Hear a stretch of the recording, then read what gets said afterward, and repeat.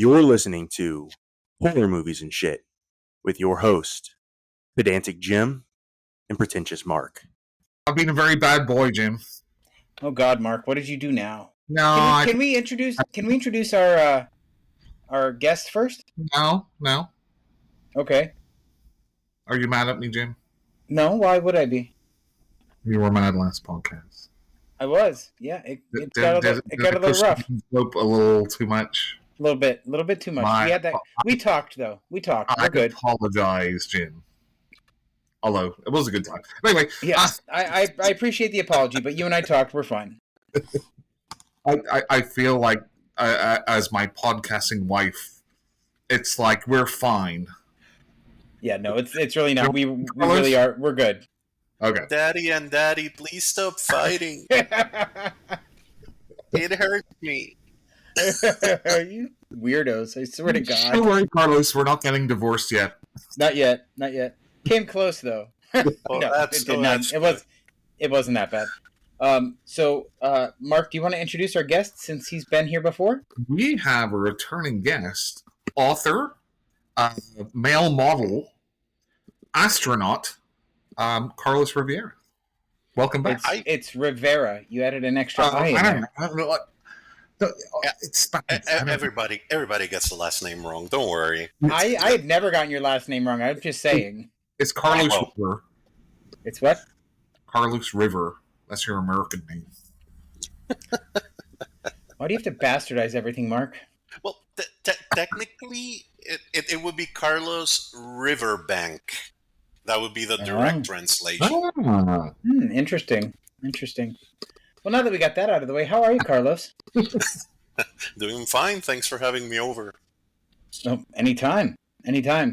Are you enjoying the accommodations? I mean, it's a little swanky around here. I am. Like, it's a very, very cool recording place thingy digitally online. By the way, thank you for. I'm gonna say something really inappropriate right now. Thank you for taking our cherry. This is our first live stream. So, oh, really? Yes, it is. We've never streamed anywhere before, but we are doing it now. There's probably a reason for that, though, Jim. Right? No, just I didn't know how to do it. I mean, about our content.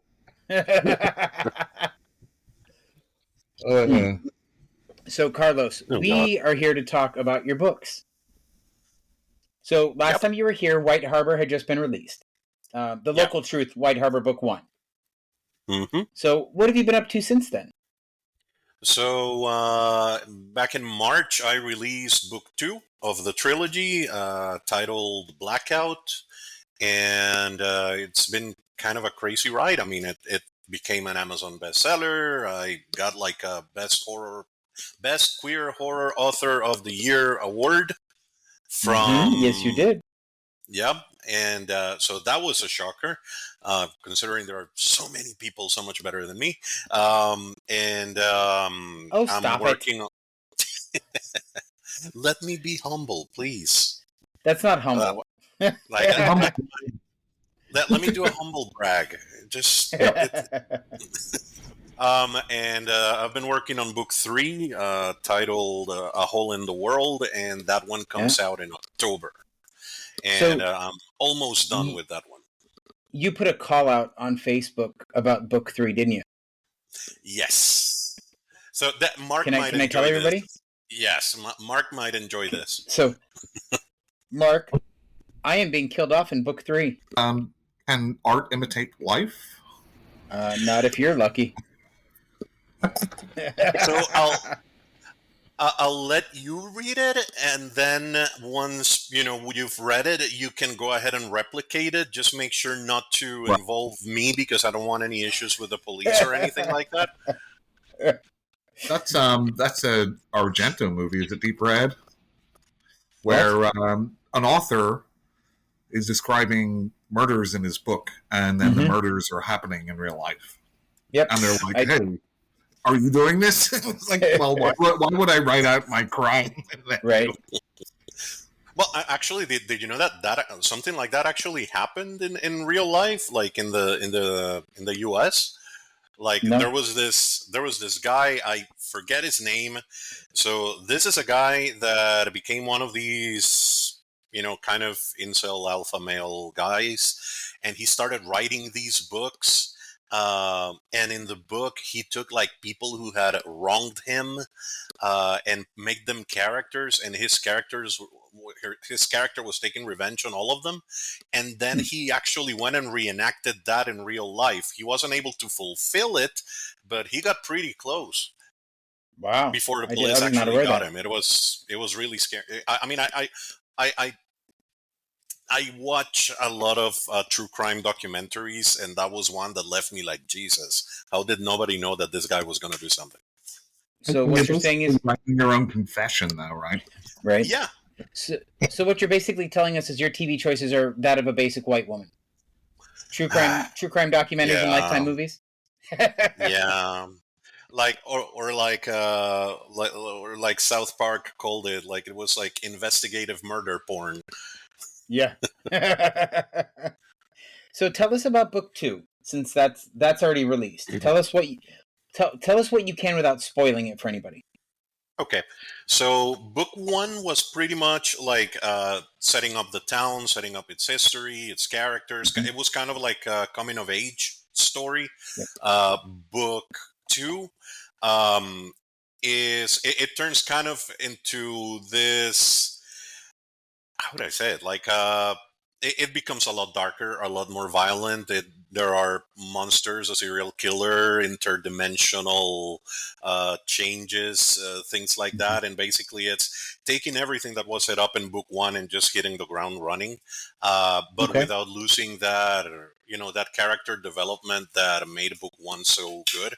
Right. And since we're in Pride Month, one of the things that I think particularly is relevant about that book is that in that one I can finally get to develop two of my gay characters. So kind of like switching back and forth in the middle of the book. There's this very personal queer relationship, and that informs a lot of the events in the story. But yeah, it's very much more violent, more bloody, and a lot darker than the first one. So full transparency, I have not had a chance to read it yet. I do have it on my shelf because you were kind enough to send it to me. No problem. But I just, because it's a chunky boy, and I fall asleep like 7 pages into every book. So it takes me like a month. So how many pages is it, Carlos? That one is about 600. Okay. So kind of like Stephen King light. Yeah, it's. I mean, it's not The Stand. It's not it. Right. But it's it's a longer book. Right. Hold on 1 second. I'm trying to fix an audio issue. But I mean, oh, sorry. No, you're good. You can keep talking. I just might be a little quiet. But you did finish book 1, right? I did, yes.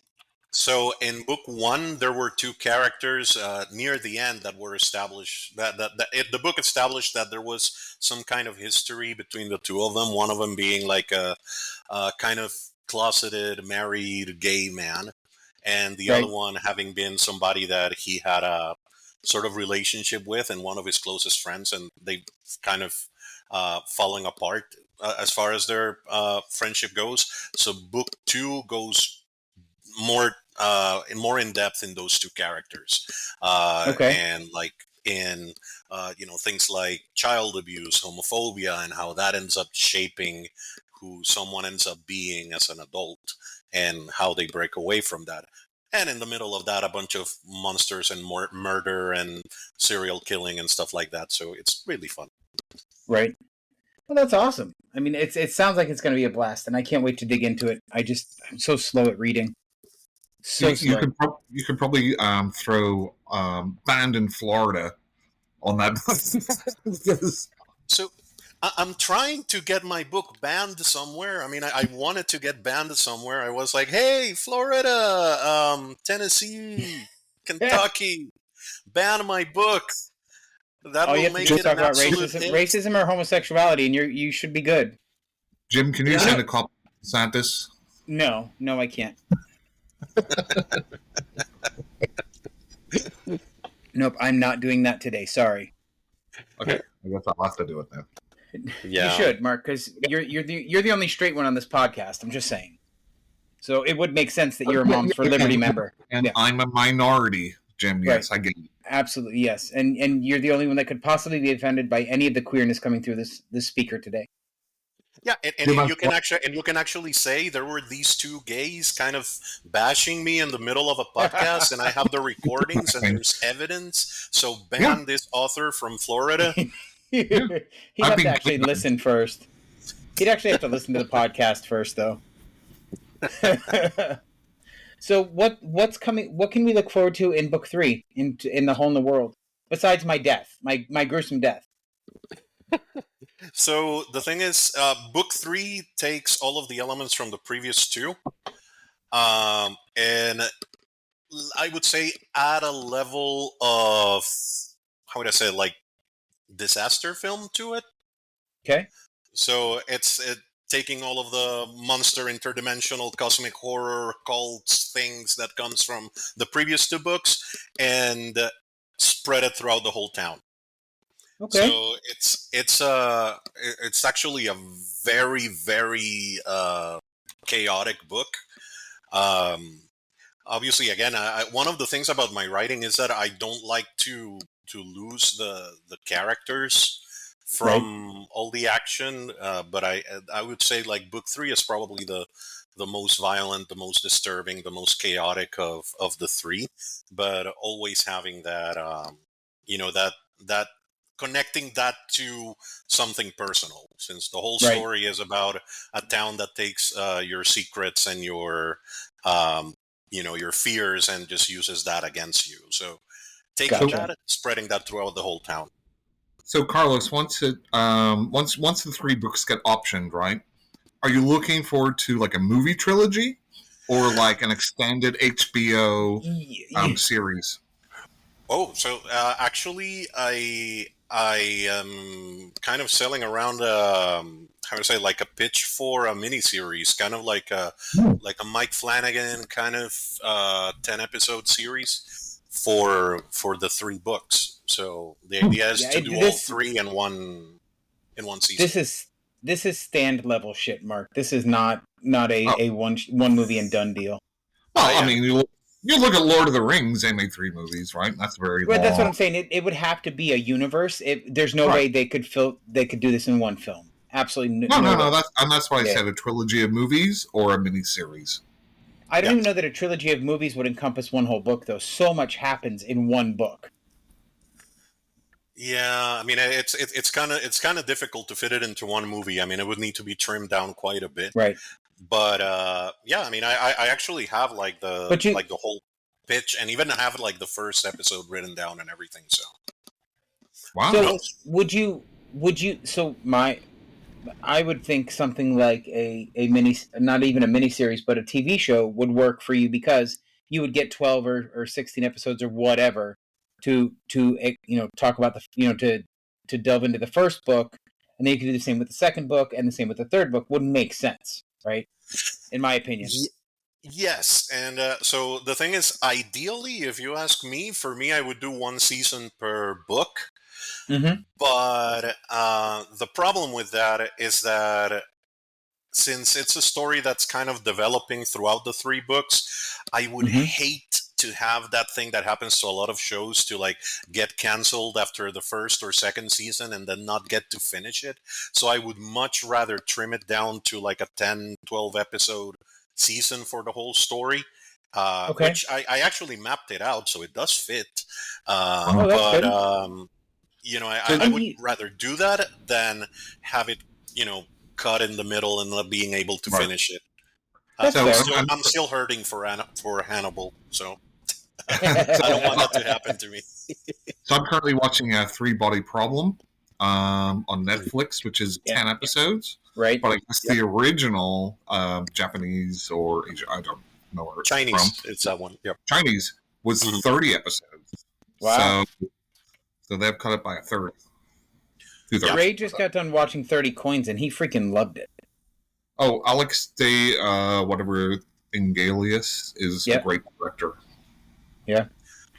Yeah, I haven't watched 30 Coins. My husband did watch it. He did say it was really cool. He loved it. Yeah, I mean, I saw an episode here and there, but I didn't watch the whole thing. And it was done really well. I mean, the story was good. The CGI was kind of stupid, but they did a good job with the story and the acting and all that. Yeah, his movies are great too. Yeah, like Witching and Bitching. So is this the end of your characters, this third book? Like, is this the end of their story?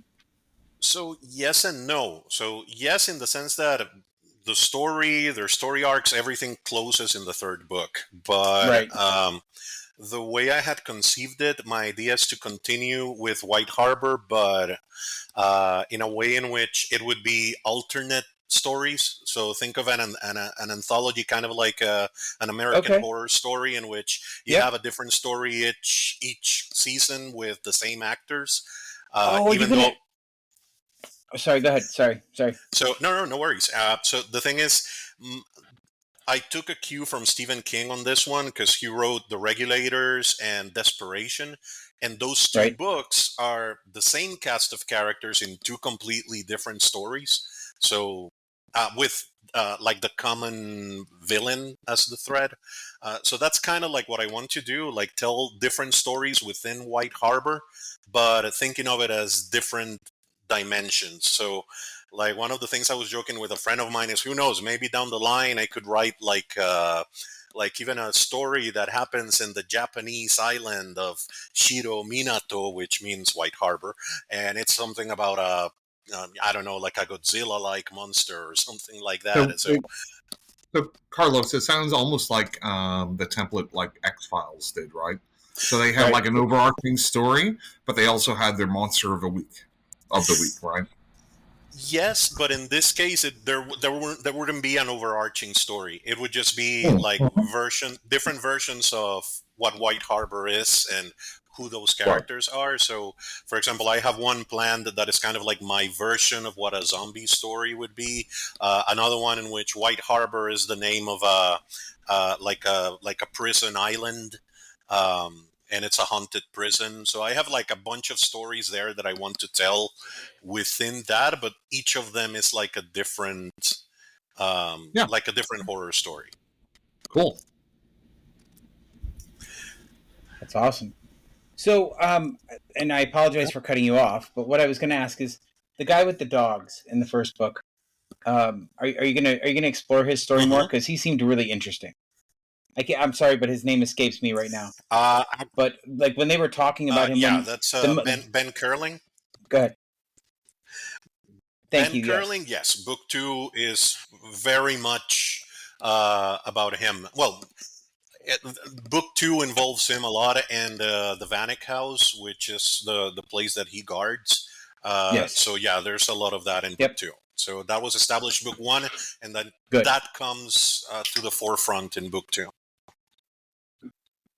So I would even say that the climax of the book, I would say that the climax of Book 2 has to do very specifically with that character and that house. Okay, fantastic. I do have a question though about like it almost seems like, and correct me if I'm wrong, and I hate to keep going back to Book 1, but it's the only one I've read so far. Like there's casual racism all throughout that town, right? Yeah. I mean, it's pretty, in my opinion, it was pretty evident. And that was, I loved how with the characters, they were one person in public and then they were their true selves at home.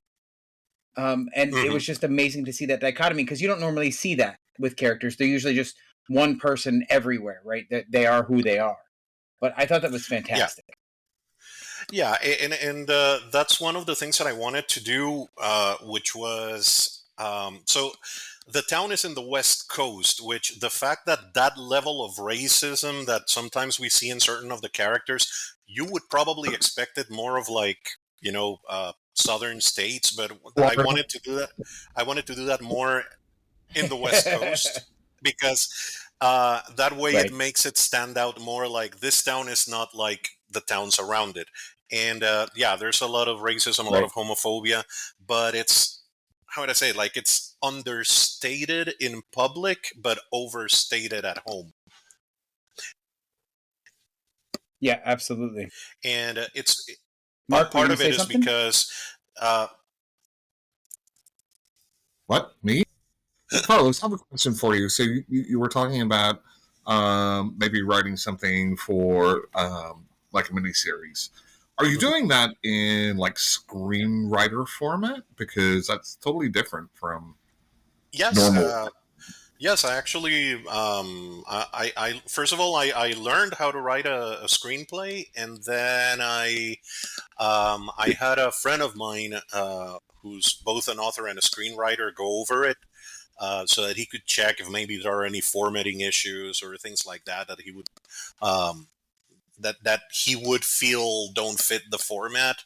Right. So yeah, but yeah, it's written in a screenplay format. Because yeah, like because it's very much more visual, right? Because you have to, a lot of times in screenplays it'll be like camera focuses above, characters drops down or something, right? So it's Oh yeah, but when you're just writing the screenplay, you don't have to put any of that because that's okay. actually they actually call that like the writer trying to direct the film, Yeah, and directors don't like that.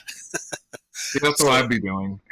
yeah, it's really hard not to do that because like for example, there are parts in which you're like, oh my god, it would be so awesome if this is like a Right. flying shot over the town and blah blah blah blah blah, and and they're like, hey, don't do that. Just say like, oh, it moves from here to here. Okay. The characters are sitting on a mountaintop looking at the sunrise as the camera zooms into their faces.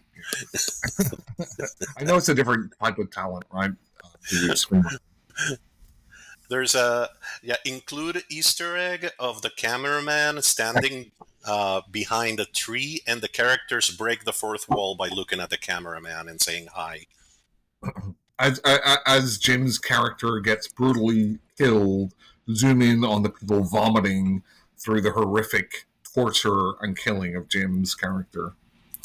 One particular character named Mark is seen in a corner celebrating.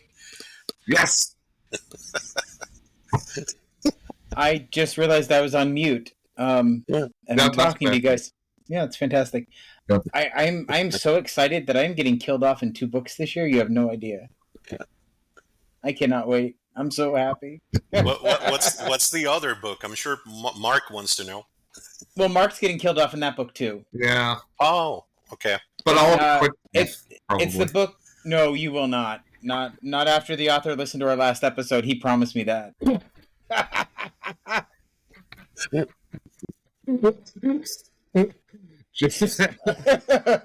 Last episode was a real hit, though. Yeah, no, it actually really wasn't.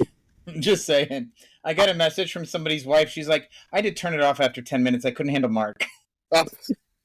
Well, just like real life, then. It's pretty much. But anyway, Carlos, the book is called Black Friday by James Cain. Okay. He wrote My Pet Werewolf, and he's working now. He just finished. I believe he just finished and sent off to his editor his next book, which is The Children's Playground, and Black Friday's coming out after that. Oh, that's nice. He's shooting for a Black Friday release. Ha ha ha. That actually makes sense. Did you see Thanksgiving? No. I mean, we don't celebrate that here, but I mean, I do know when it is. No, I'm saying, did you see the movie Thanksgiving? Oh, yeah. Yeah, I did. So that opening scene where everybody's going crazy in the store. That's what inspired him to write the book. Oh well, that actually sounds interesting. Mm-hmm. Have you seen the movie Black Friday with Bruce Campbell? That's such a shit movie. No, I haven't. It's a lot of fun. It is not even enjoyable. But I haven't watched it. It's not worth a watch. It is not. All right. So anyway, we wanted to talk today, Carlos, if you don't mind, about some horror films. Straight horror films. Mark, fuck you. We wanted to talk about queer horror films, actually. What, Mark? What? I'm the minority in this podcast. Right, and you're going to stay that way, at least for the rest of this show. I'm usually outnumbered 4-1. That's what she said. That's actually a good thing, depending on what you like. That's true. That's true. I've been to some campgrounds where things like that happen. So Jim, Yeah. you said me to say we're going to talk about queer horror movies, right? Yes. I'm assuming that you know that the pinnacle of queer horror movies is the remake of The Haunting. The story is very queer. It's got a lot of lesbian subtext. So that's not new. Catherine Zeta-Jones is very clearly a lesbian on that movie. Correct. Yeah, Yes. But I thought she was very explicitly. She was not a lesbian. She was bisexual. She was bisexual. There you go. Whatever. It's all the same. Theo but anyway, was my her name? Theo. Yep. But my question. So before. I'm sorry. No, go ahead. Go ahead. Finish. No. And then in the Mike Flanagan miniseries for The Haunting, that character is actually a lesbian. So it was like a transition for the character. Like in the first subtext, then in the remake she's bi, and then in the Mike Flanagan version, she's gay. Right. So my first question for you guys is, what makes horror queer? Is it the people behind the camera or the story in front of the camera? I think for me it can be both, because there are a lot of horror movies that don't actually have queer characters, like explicitly queer characters, right? But are very clear coded, either because the writer or the director were queer, and they wanted to include that, but the studio maybe didn't let him. Like, did you ever hear? That's where I was going. Well, that's where I was going. So let's go right there. Let's go right there, because everybody knows that is an openly gay interpretation of Nightmare on Elm Street, right? Regardless of what they did.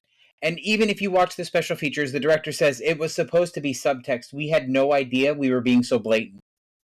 That's bullshit. Which is, I mean, I think Jeff Shoulder came out afterwards and said, well, actually, it's no, you're right. And that's what I mean. When they were making the film, they thought they were being very subversive and just adding subtext, until they actually saw the screening, and they're like, oh yeah, we went over the top with this. I mean, like, you look at dailies and stuff, right? I mean, how would you not see any of that as gay? I mean, I think that's a bit of a myth.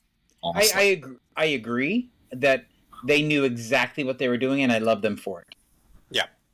Was it? I think no, but I think it was somebody who was very involved with it who honestly did not get that. I don't know if it was the actor that played what was it? Mark Patton has said that he did not pick up on the gay themes 100%, because he was you have to be you have to remember, he was still in the closet back then.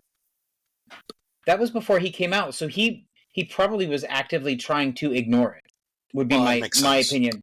You know what I mean? Yeah. But I know Robert Englund loves Part 2 because of that, because it's very inclusive, right? Yeah, I agree.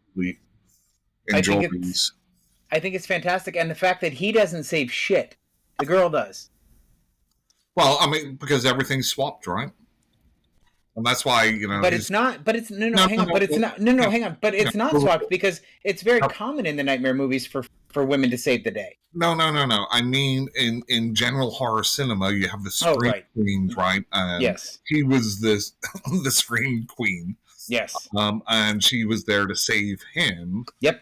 As that male role. Right. Absolutely. Yeah. But that brings me into his latest film, and I don't know if you guys have seen it. He made a movie in 2023 called Swallowed. Let me look it up in just 1 second. It's very cold. Okay, I shouldn't have just looked up the word. Probably not. It's just eaten. I mean, yeah, and that's exactly what it is. It's not. There's no gay subtext in the title. No. I'm so sure they do. The poster is. Well, we will get into that. We'll get into that. Okay. So the movie is about two best friends, right? I can't remember the names off the top of my head, but one of them is moving to LA to be a porn star, and one of them is staying behind. Mhm. And the friend decides, we have to do this drug deal so that I can give you some money to take with you to LA. So they meet up with Jenna Malone, and she forces them to swallow these little balloons, right? But it turns out that there's insects or some sort of creature in these balloons that cause you to I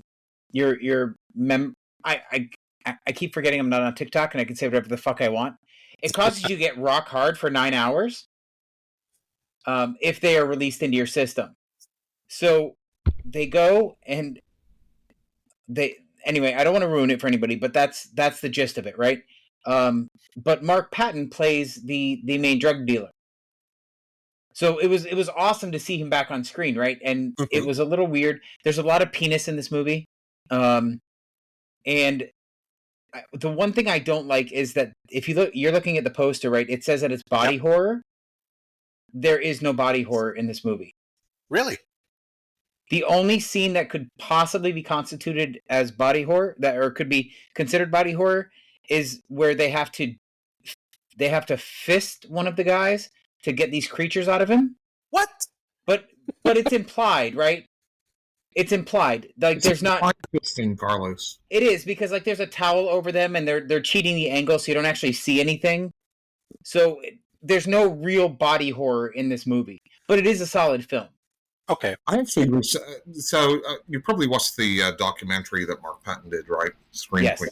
Yes. I reached out to him on Twitter and said, "Wow, that was a very good documentary." And he wrote back and said, "Thank you." Very nice of him. I reached out to him on Instagram to see if we can get him on the podcast. We'll see. So, it's him on TikTok. So, Mark, you don't do TikTok. No, I know. So I have a question for both of you before you go on, Jim. Okay, go ahead. So here's a very kind of, obviously one of the most famous horror movies ever made, which is Silence of the Lambs. Okay. So the antagonist... Hang on. I don't know if that's the most famous horror movie ever made, though. No, like most people consider it a thriller. Most people consider it a thriller and not a horror movie anyway. But that's semantics. Anyway. Stop being a Jim. I know. so the main antagonist, obviously, has an alternative lifestyle, shall we say, right? In real life, yes. And what do you mean in real life? Jodie Foster's a lesbian? No, no, antagonist. Oh, I'm sorry. Right. Yes, sorry. Okay, and I know, like Jonathan Demme and I think Thomas Harris came out afterwards and saying maybe they didn't portray that character the way they should have done because it kind of went into mental illness and that makes you a psycho, right? So how do you think about how that character was portrayed? So I think I think part of the reason why it's so controversial is because that character is perceived as trans, but even the movie itself, like at one point Hannibal says that Bill isn't really trans, that it's more of a, like, I think he said something like it's fetishizing, like, so it can be, like, for the regular audience, it can be perceived as vilifying trans people. But I think just the very fact that Hannibal himself, who's supposed to be the smart character in the movie, I don't know why I did quotes right there, but anyway, who's supposed to be the smartest character in the movie, says he's not really a transsexual or he's not really trans. I think that needs to be taken at face value. So for me, that's my take. So, and I think the character is somewhat in the gray area, right? Because the whole thing about the moth and the change and making a woman's skin suit for him does have that gray area of, are you really like this, or is there something there? Mhm. But I also think it's very much a time and place, right? You know, you're talking about, what, 1990? Of course. Whereas if it was made today, I just wonder how, that character would play out. The character would be represented very differently, I'm sure, given today's temperature and culture. And- But I personally, and it may be that I haven't watched it through a different lens yet. I never thought that it was demonizing or vilifying the trans experience at all. I thought it was more focused on him as a person and the other issues that he had, and this was just part of his illness. Right. Was wanting to build that suit. It was never about his sexuality, in my opinion. Obviously it was Ed Gein, right? And whenever I watched it, I never took that away from it, but I guess there was enough public sort of expression around it that, the author and the director kind of came out and said, well, it's kind of like Peter Benchley, right? With Jaws. Like, he hated what happened after Jaws, right? With all the sharks being killed and stuff. Right. And it's like, that's public opinion for something, so. Mm-hmm. And that's very true. I mean, the public opinion is what's going to inform your decisions going forward, right? But you can't go back and change anything. Yeah, and one of the things, as Mark said, is that a particular time, and if this is a movie that was made like in the early '90s, you have to take into consideration that there was a different mindset, and if the movie was made today, most likely, either if it were remade right now, what I think they would do is involve other characters who are trans, or characters who are trans, in a more positive light, so that they kind of counteract the perception about Buffalo Bill, so that there isn't that perception of, oh, trans people are evil. It would be more like, oh, this specific person with this particular obsession, which we're going to explain very clearly to differentiate, is a killer. So, and that's one of the things I want to talk about with the how we do the what we watch segment, but and Mark and I both watched Frogman this weekend, which is a found footage. It's a new release, and we're actually going to be talking to the director on the 20th. Nice. But it's a found footage film, so the guy that is the cameraman, there are subtle clues. Like, they never make it a big deal about the fact that he's gay, but I have picked up on several clues throughout the movie that indicate to me that he was a gay character. And that's how I like my gay characters to be represented, right? It's just a facet of who they are. It is not the entire character. And that's what I appreciate about movies, and that's what I look for. Like, I want just a general, that it's part of who they are, yes, but it's not all of who they are. I don't know if you feel the same. So for me, it depends. It depends on the movie. It depends on what the movie is about. Like, for example, like going back to what we were talking about, my second book. In that one, most of the trauma that this one character I was mentioning has to do with his homophobic parenting and the fact that he's gay and now he's an adult and he got married. So kind of like separating those two things removes the whole point of the character.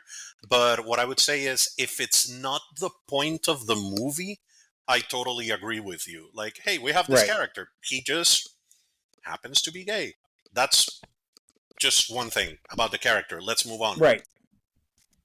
And that's my thing. Like, I absolutely, I love representation, but I think it shouldn't be the only thing about your character. But so, like, I watched what was it? Fuck.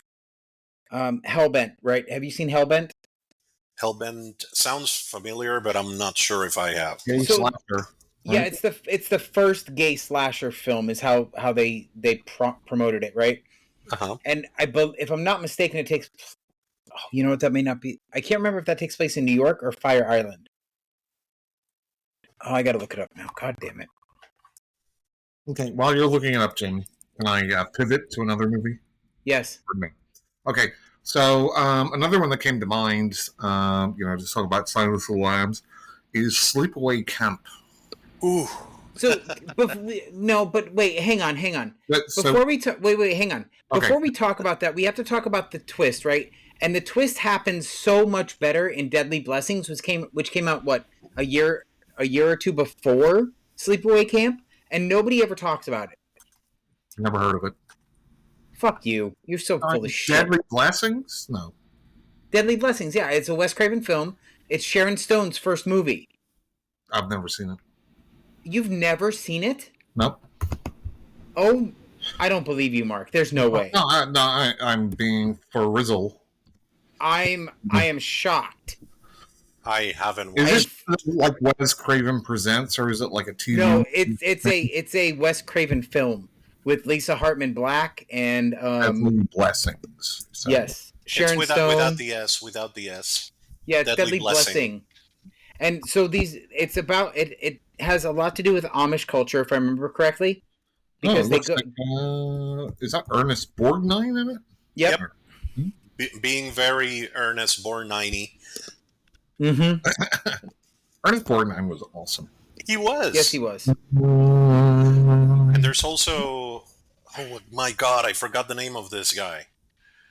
Damn it.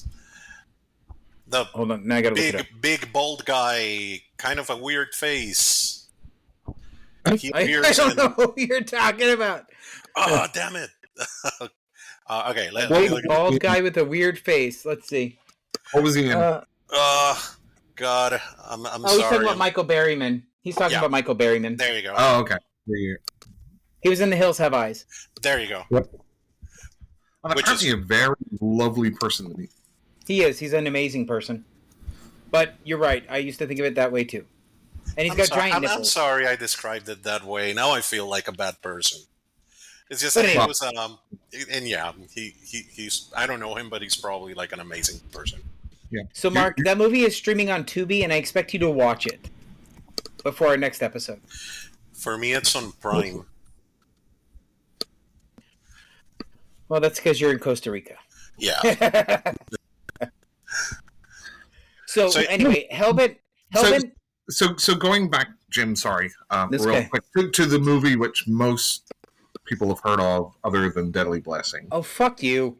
No, I'm just I'm kidding. You're right. You're absolutely right. Everybody knows the twist. Everybody. Sleepaway Camp, and I read some reviews about it saying it's like, oh, it's trans and da. I'm like, you totally missed the point.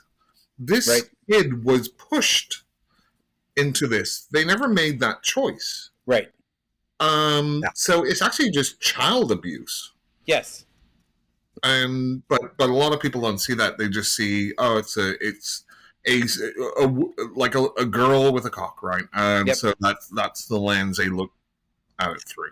Which in a way is kind of a way to remove the complexity of the character, and that's what a lot of people do to actual trans people. Just don't see like the little nuances in that, and like, for example, that movie for me, I know that they did a remake. I haven't watched it.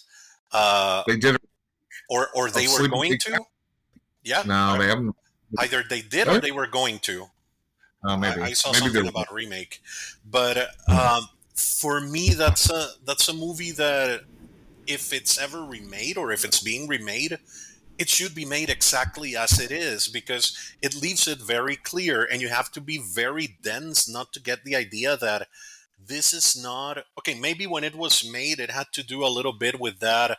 Oh, let's scandalize people by showing a girl that has a cock, but that was never the actual point of the movie.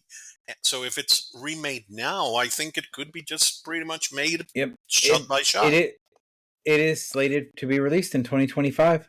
Oh, there you go. So I think a lot about that movie is about choice, right? And having no choice and being forced into a situation. And whether it was you're going to be a girl or you're going to be gay or you're going to be, somebody's pushing a child to act a certain way because that's how they want them to be. And you can look at it the other way where it's like people who are gay or trans or whatever, and the parents are saying, no, you have to be straight, or you have to be, whatever you were born, right? Yep. So Welcome to Florida. but I think you can kind of overthink it a little bit too, and maybe they were just going for like the Psycho type twist, right? They wanted a twist. Don't get me started on Psycho. Okay, well, let's go there, Carlos. Let's get you started on Psycho. Okay, so on Psycho, I do have a very strong opinion. Like, for me, and I will be very vocal because I love Norman Bates as a character. Anybody who gets offended because they are reading Norman Bates as a trans character is movie illiterate. For me, I agree. Because he is not trans. There's nothing trans about Norman. He is a cis white male, and he has what at that moment was known as a split personality disorder. Correct. And he took on the personality of Mother, and he dressed like her, and he became a killer. So this was not about a man who wanted to be a woman. This was about two individual personalities living within the same mind. That would be like saying James McAvoy's character in Split was also trans because he had one female character. Isn't that a way to reframe the trans experience? Well, so first let me start this by saying none of us are trans, so we may not be able to properly identify the experience, right? But sorry, Jim. One real quick. Go ahead. Thing to, so it's not trans, right? It's cross-dresser, right? That's right. In that case, yes, I absolutely agree. But he's not a cross-dresser either. Not even not for me, because the thing is, for example, if you're cross-dressing, or let's go to like interpretation. Yeah, let's say you're a drag queen. If you're a drag queen, you're aware that you're choosing it. That you're creating this character, and this character that you created is a projection of your personality, but it's you.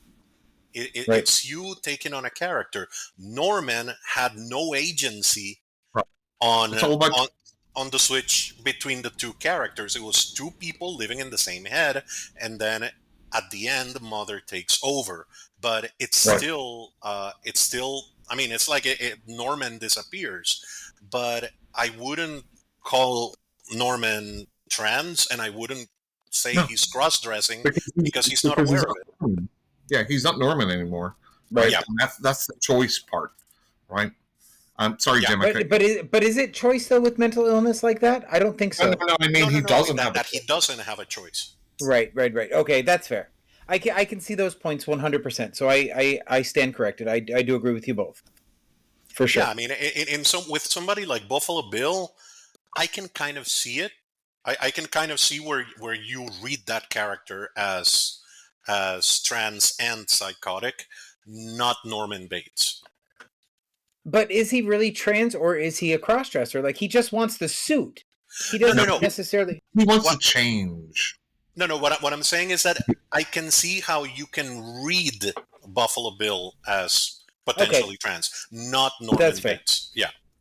That's fair. Yeah, now, Buffalo Bill wants to change, right? Mm-hmm. I mean, that's the whole point of his character, change. But he's not going to a doctor to get like gender, surgery or anything. No. He's doing it a different way, and maybe that's just what he thinks that will make him happier, right? Yeah. I mean, and that's fair. And in a way, I think there should be more representation of gay, queer, trans people as the bad guy too, right? Because. Like it's equality. Like there's fucking, think about a lot of the like serial killers, like the Freddys, Jasons, blah blah. They're just white straight guys. Until you get to Eileen Wuornos, lesbian. Yeah. No, I agree, but I mean, I to normalize something is to. I think unless you're being kind of lurid about it and trying to speak to say somebody is a psychotic and they have a mental illness and therefore that's why they're trans or gay or whatever, blah, blah, blah, blah.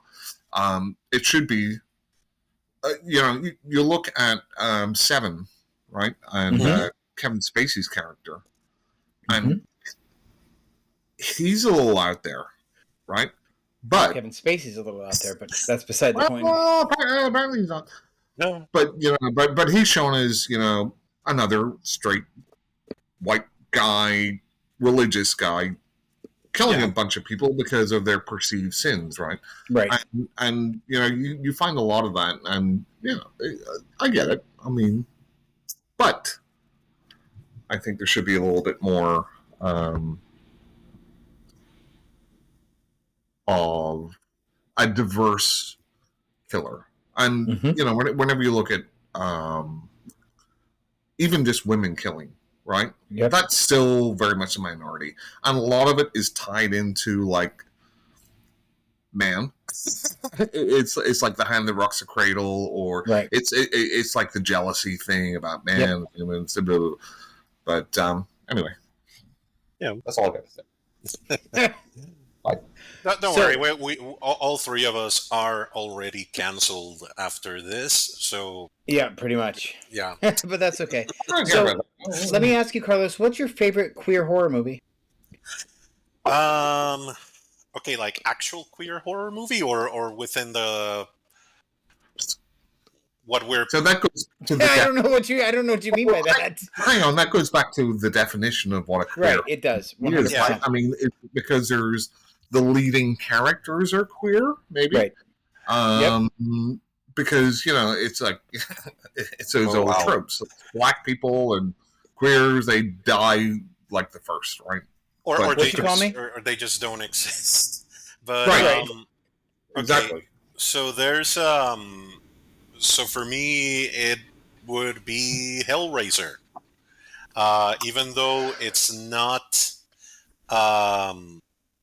not really, queer per se. It's more of an S&M movie. We're talking about the fact that it was made by Clive Barker, right? Who is openly queer. And the new Pinhead is trans. There you go. And also the fact that he used to work as an S&M sex worker, was it? Or that he had some kind of relation with S&M before actually becoming a director, and it looks like he brought that into it. I have to say, and please don't interpret this as something in my actual sexual preferences and likes, but I thought Hellraiser was incredibly sexy. I mean, like the movie. I'm not talking about Pinhead specifically, but as a movie, it was incredibly sexy. Carlos, did Pinhead make you gay? he helped. So Carlos, you have a lot of the actors in Hellraiser that are gay too. I actually find Hellraiser more a straight movie because it's all about Julia and what's his name? Frank. Right, and that's the driving piece in that movie. I definitely think there's like kink stuff in there, right? Yeah. Stuff. But I mean, I don't really see a lot of the gay undertones apart from there aren't. And that's what he's saying. He's saying it's the fact that it was made by a queer filmmaker that makes it his favorite. Yeah, and also like when I watched it, I didn't even know that Clive Barker was gay, But I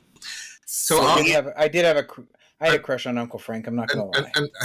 And read this conversation with another one of our guests. I think Nightbreed is much more of a gay movie than Hellraiser. That's true. I can see that.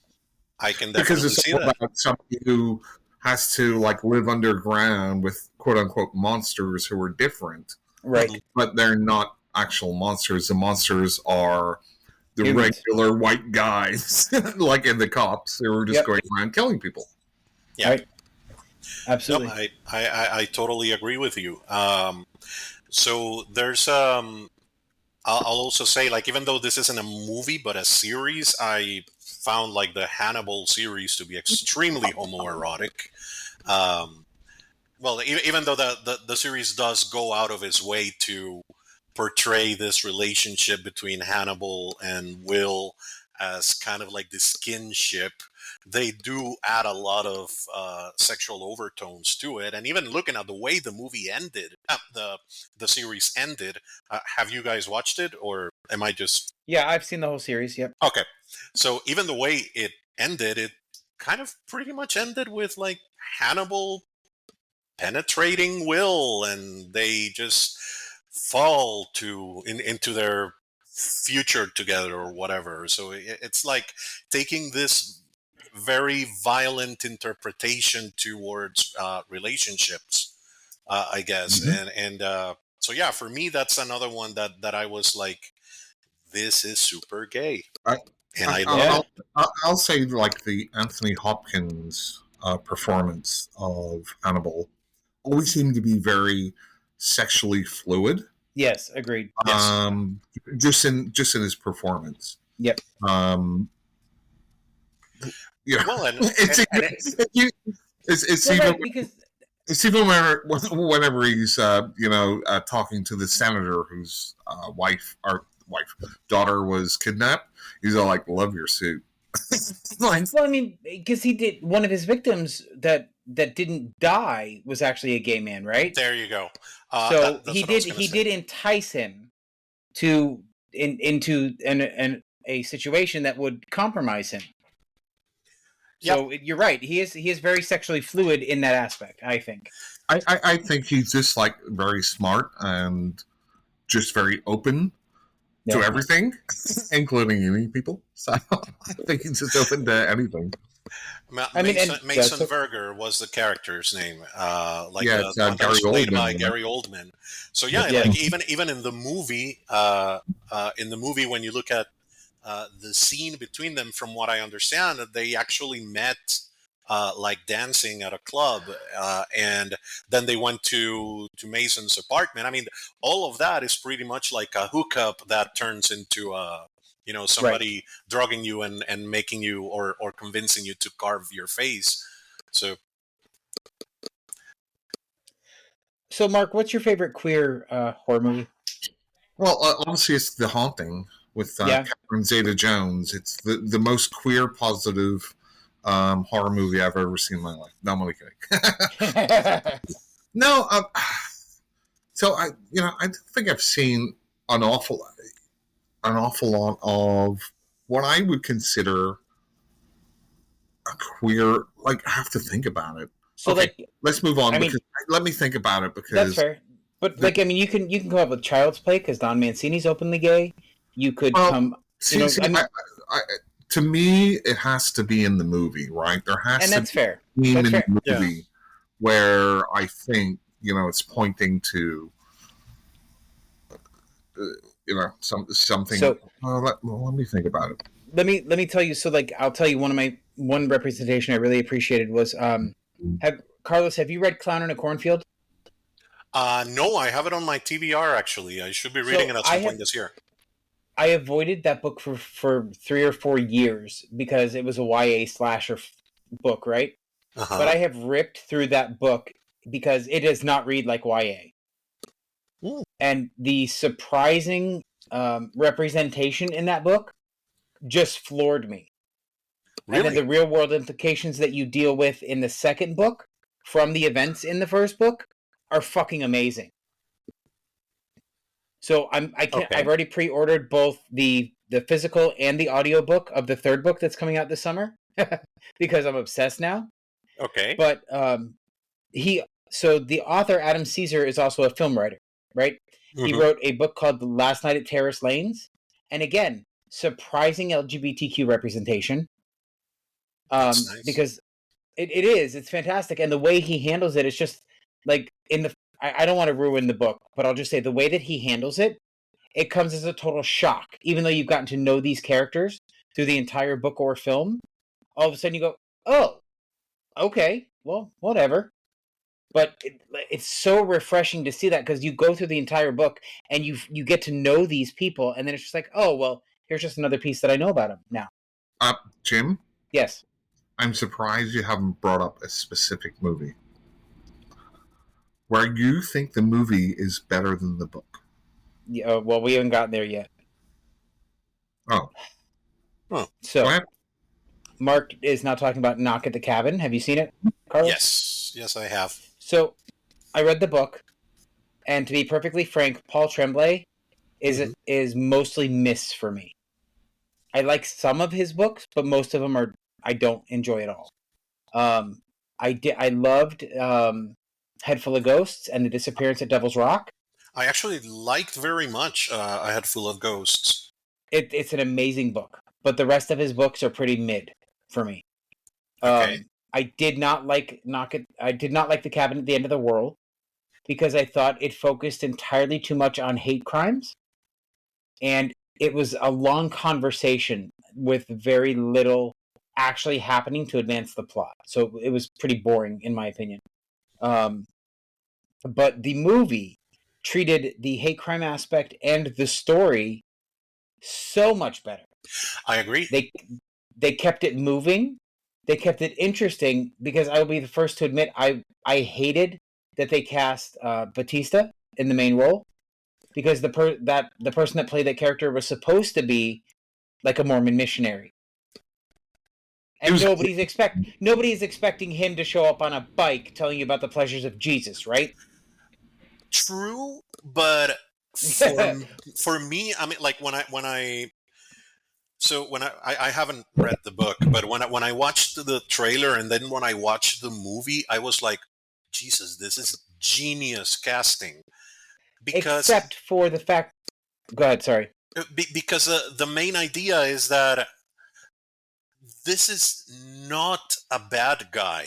This is not somebody that's doing something with an evil intent, but from the perspective of the people in that cabin, he kind of looks threatening. He looks like somebody who might perceivably hurt them, and turns out to be like probably the most level-headed character. So I'll say, like, he's very apologetic for what he's doing. Is. And that's the one part about the book that they changed that I didn't really care for. Really? There's no way that little girl would have buddied up to Batista if he showed up in the woods. She would have run screaming to her parents. He's too fucking big. He's too imposing to be her friend initially, right? Like, if you're a 7-year-old girl and some giant comes walking up to you in the woods, you're not just going to go, hi. You're going to go run screaming to your mom and dad. This is pretty cool. I think that's... yeah, but Mark, you're 47. You're not 7. I'm 20.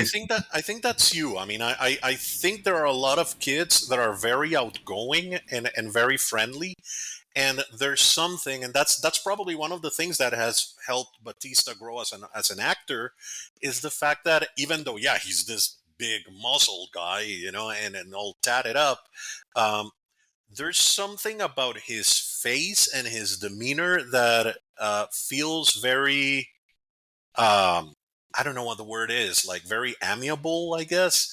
Yep. So from the perspective of the kid, even though for us as adults with like a very evil mind, it might be like, oh, I'm staying the hell away from that guy. For a kid, it might be like, oh, like a huge muscle teddy bear, And so kid might I would like a huge muscle teddy bear, but So me too, but for different reasons altogether. Right, exactly. So I have to say again, just as a minority on this podcast, that I'm coming up with the best ideas as far as movies, right? So I disagree.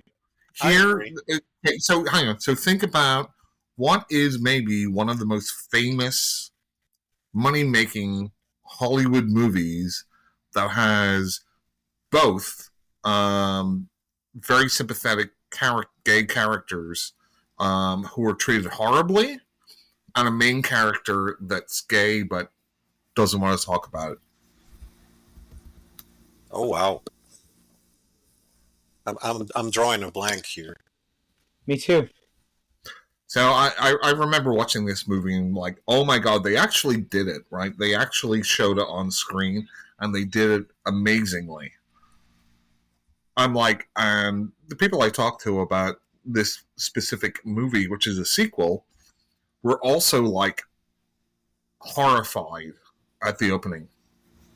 Okay. Oh! You're talking about It Part 2. Correct. There you go. Yeah, I was happy that they included that scene. I was like, they're not going to. They are not going to include that from the book in the movie. And what a way to open, right? What a way to open that movie, right? They could have put that maybe after, they had some of the main characters come back, blah, blah, blah, whatever.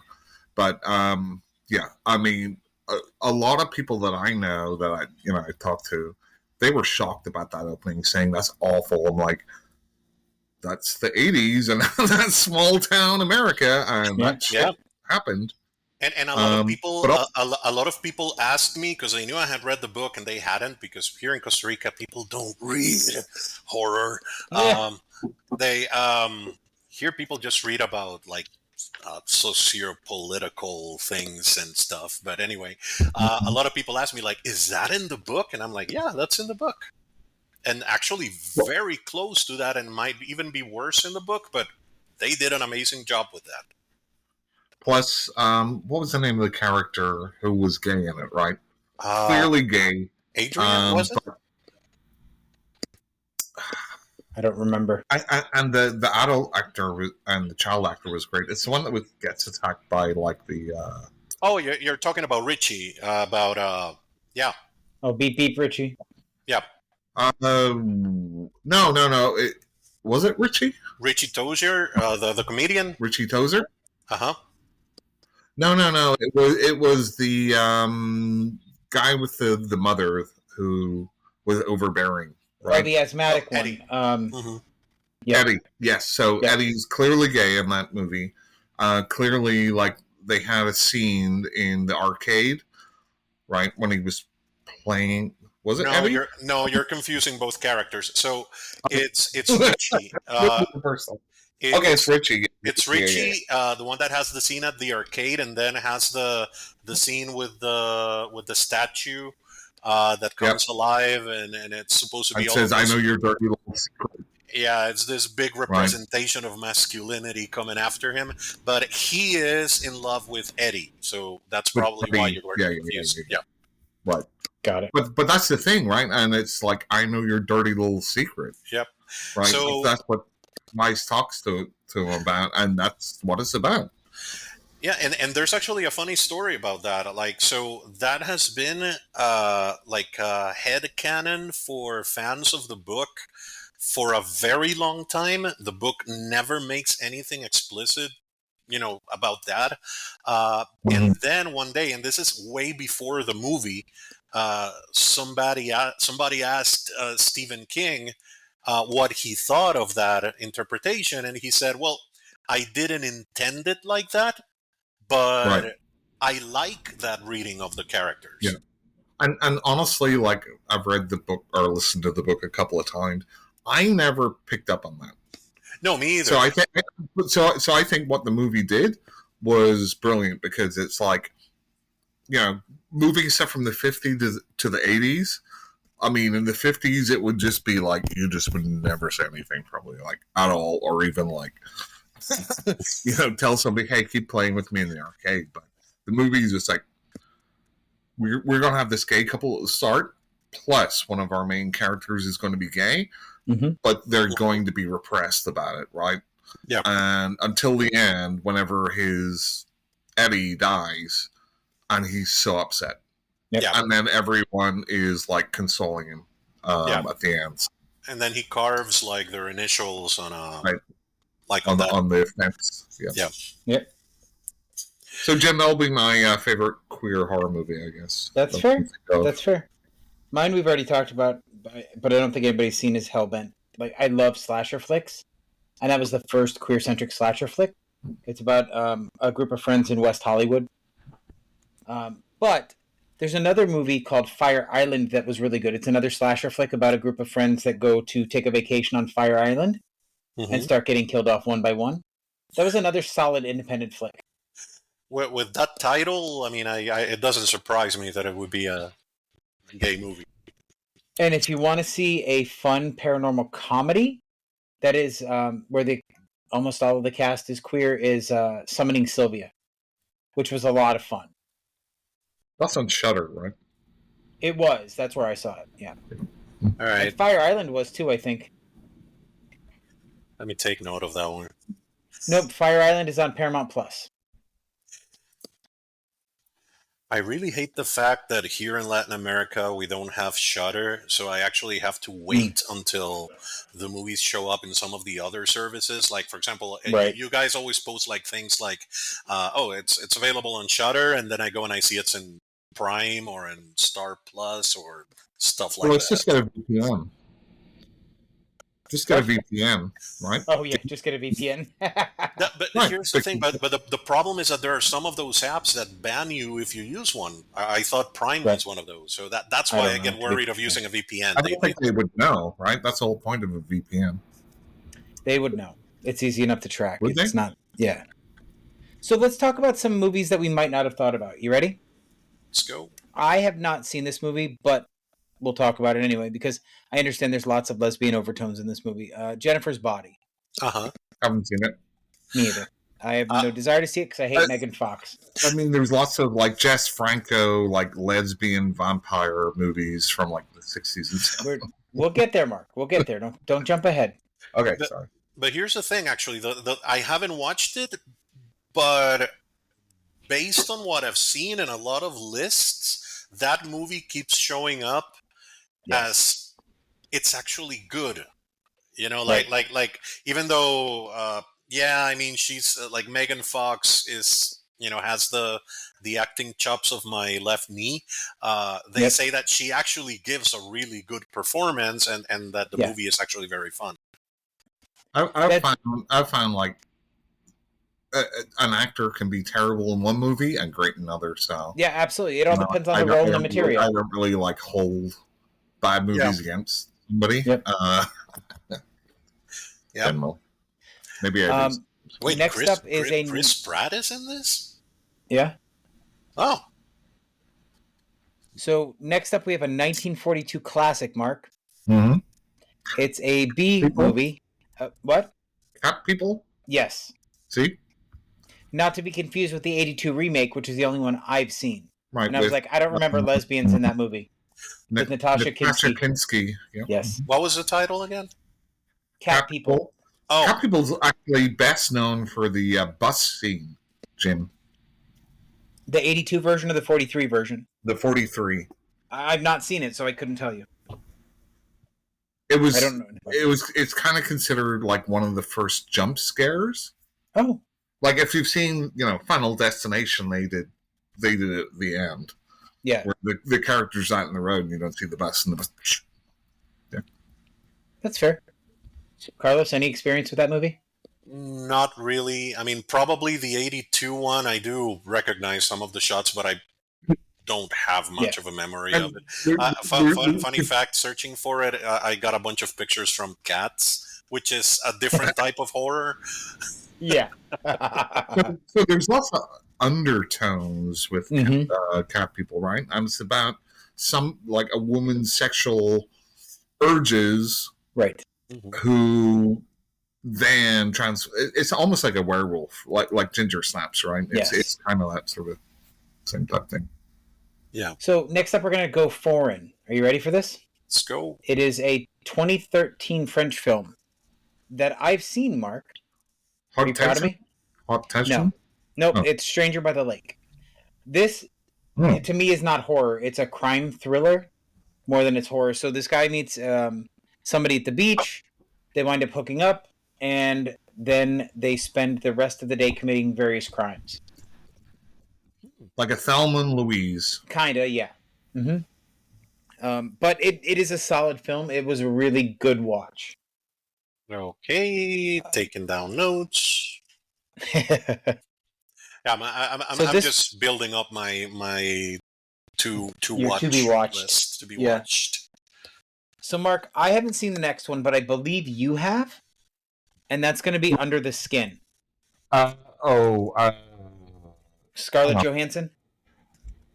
I Yeah, that's awful. Anyway, I'm sorry for our Discord listeners. I'll be right back. We're not streaming on Discord anymore. My computer couldn't handle it. Then fuck them. Just cut this out. No, we love them. I'll be right back to talk about that horrible movie. I've never seen it, and I don't have any desire to see it. So Under the Skin. yes, with Scarlett Johansson. I have watched it. So here's the thing about it. I mean it's very atmospheric. The special effects are amazing, and I like the how would I say it, like the creature or the character as such. And I in general I like it. I just feel it's one of those movies that has you in its grasp during like the first half. Uh, and then like the second half it's like nothing happens, and then you get like one scene that's supposed to be freaky, and then it just kind of ends. And Okay. that for me was uh, a lot of frontal male nudity in that one. I've been seeing a lot of that lately. Like in the last 3 or 4 movies I've seen, there's a lot of male nudity. Ray's watching a show called The Righteous Gemstones, and there's just randomly old man penis all over the screen. Yep. I mean, it's not. I guess now the tables turned, and now instead of tits, it's penis. I guess. I mean, it is what it is. It doesn't really bother me. It's different. So what I liked about Under the Skin was the fact that it felt so. It did feel very predatory. It did feel like even though the guys that go with her are just like very eager to fuck and then get killed, like and you're like, well, that's what you get for just going with random strangers, right? It does I mean, probably it's just me, but it makes me feel bad. Like, I mean, they show you that these are guys that have like that are out with friends or like something like that, and then just knowing that beyond that point nobody else sees them again. And there's one in particular that as it's happening you feel like a piece of shit for just watching that movie. So I will say that to its credit, but for me, like the latter half, the latter third of the movie was very weak. Okay, that's fair. I haven't seen it, so I can't speak to it at all. But have you guys seen the movie Titane? Because that's another one I hear is very expressive about the trans experience. Yeah, it's about a person that falls in love with a car. Is the way it's explained to me. I haven't watched it, but I've heard of it, and I've seen some scenes. It's so weird. Okay. As I was saying, I'm back. Under the Skin, even with Scarlett Johansson naked, fully naked in that movie, I tried to watch it like 2 times, and I only got like halfway through. It's boring art house crap. Okay, that's fair. Oh, but Jim. Yes. So, talking about my favorite queer movie again, I just had an epiphany. Okay. What's my favorite horror movie, Jim? Martyrs. And is that a queer movie? It could be, because there is a relationship between the 2 ladies in the beginning. Yes. Absolutely. Yep. Absolutely, So could be. That's my pick. So next up, we have a movie I've not heard of. It's called Bones and All with Timothée Chalamet. Oh, that's fairly recent, right? Yeah, it looks like it. I don't have a date on it. I think it came out like a year or 2 ago. The Two Wanderers. Also, for just so like a second. They're essentially. Yep. For just like a second, while the poster was loading up, it was so high res and it looked so dark that I was like, "Wait, is that Zendaya? Are Timothée Chalamet and Zendaya and everything now?" And no, it's not Zendaya. Yeah, no, not at all.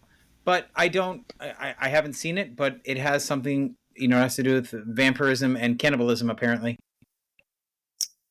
So next up, we have the 1971 Belgian film, Mark, Daughters of Darkness. Darkness.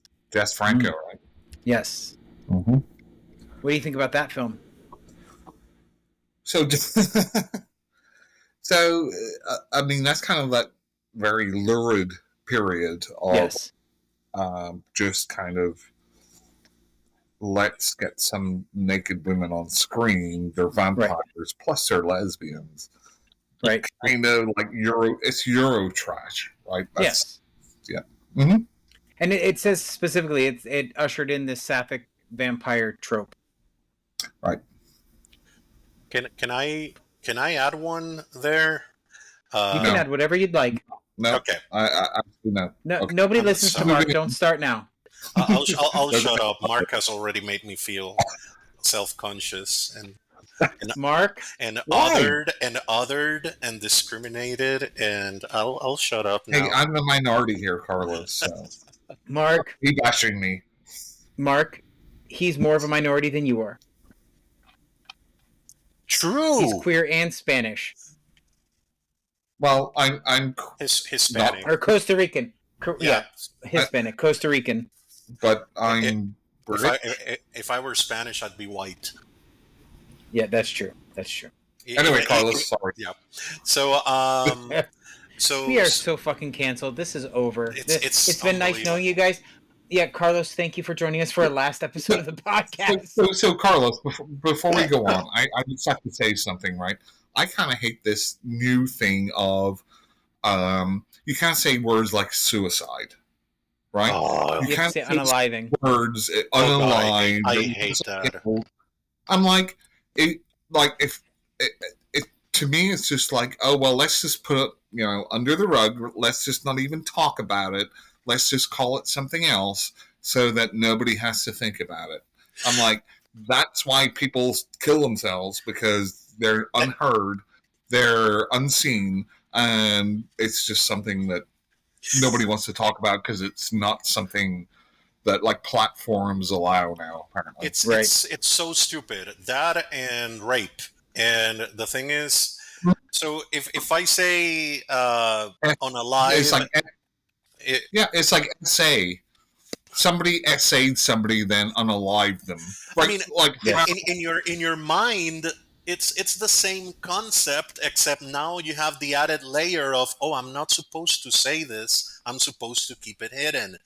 And the problem with that is that you're not allowed to show just how horrible it is. So it's like George Carlin. I don't know if you know George Carlin. Of course. Who's very... And he talked about the softening of language, right? And talked about, hey, in World War I, it was called like shell shock, right? And it was very specific. And then World War II was called something less, and now it's PTSD. Mm-hmm.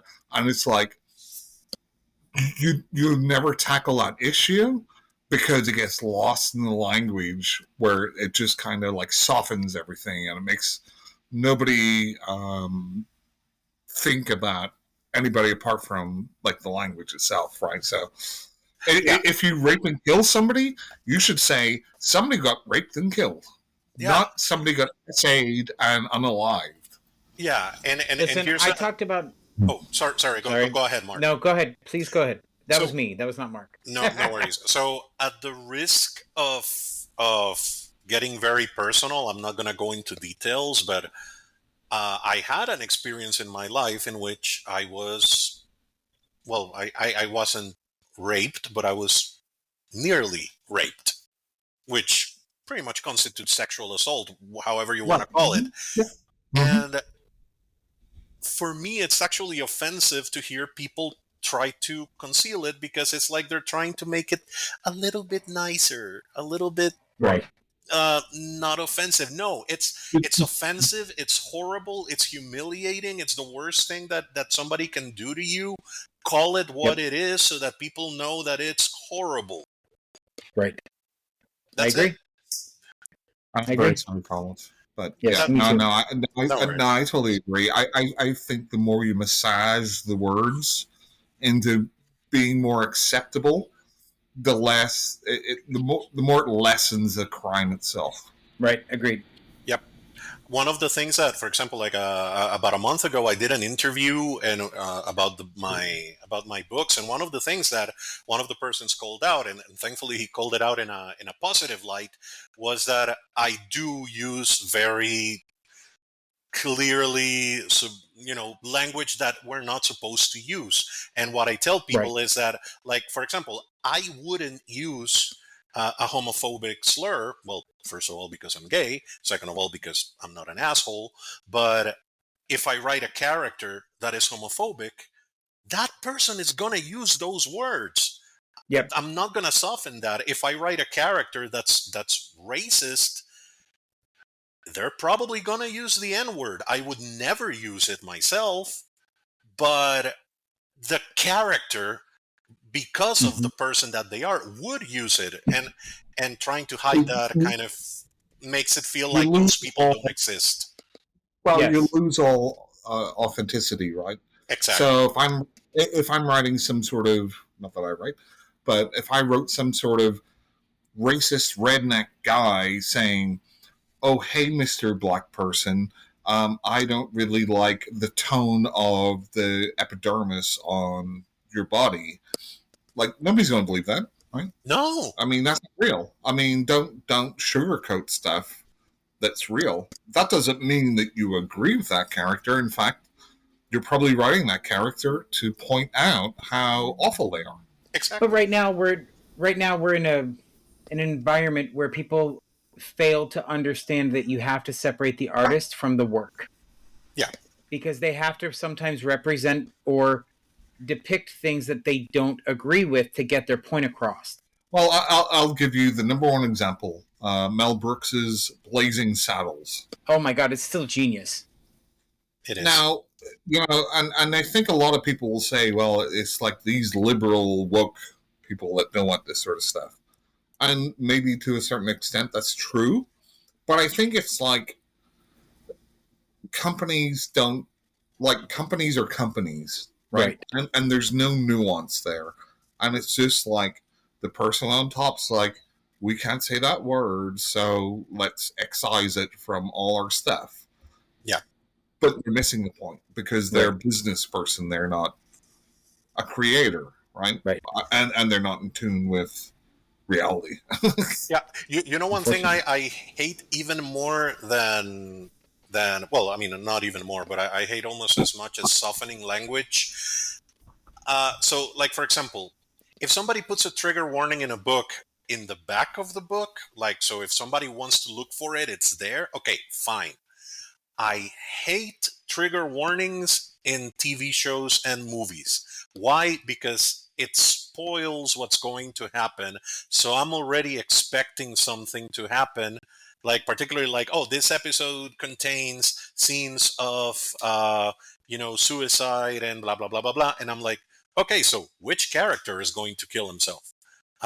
So at that point, I lose all immersion in the episode or the movie.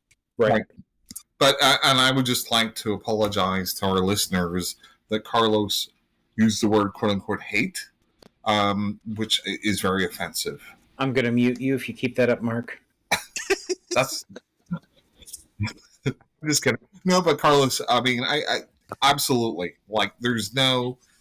It's just like giving a big spoiler at the start. It's like saying, "Hey, everyone." Well, that's forgivable as long as you say spoiler alert first, right? No. If you're watching a movie and you turn it on, and it says, "Hey, everyone!" There's a big twist at the end of this movie. It's ruined. You mean like the trailer for Abigail? Yes. That destroyed the entire first half of the movie. Well, yes and no. I think that diminished half of the movie. It destroyed it. Yep. No, because the second half was good. It was not. Because we already knew what was going to happen, but the first half was ruined because there's no tension there. Because you already know what's going to happen. It's like what Jim and I were talking about, like the last voyage of the Prometheus, that What I Demeter. said was that probably it would have been a better movie if the poster didn't spoil, or if the movie didn't spoil that it's about Dracula. Like, if Right. that had been like an out of nowhere reveal, like you're watching this movie about a ship in which people are dying, and then, there's a Do you remember, vampire. It do would you have remember been the time? maybe better. Right. Do you remember the time fairly recently with social media, and think about like big mainstream movies like Infinity War, where the company would be like, "Don't spoil it on social media," and they wouldn't release anything about it.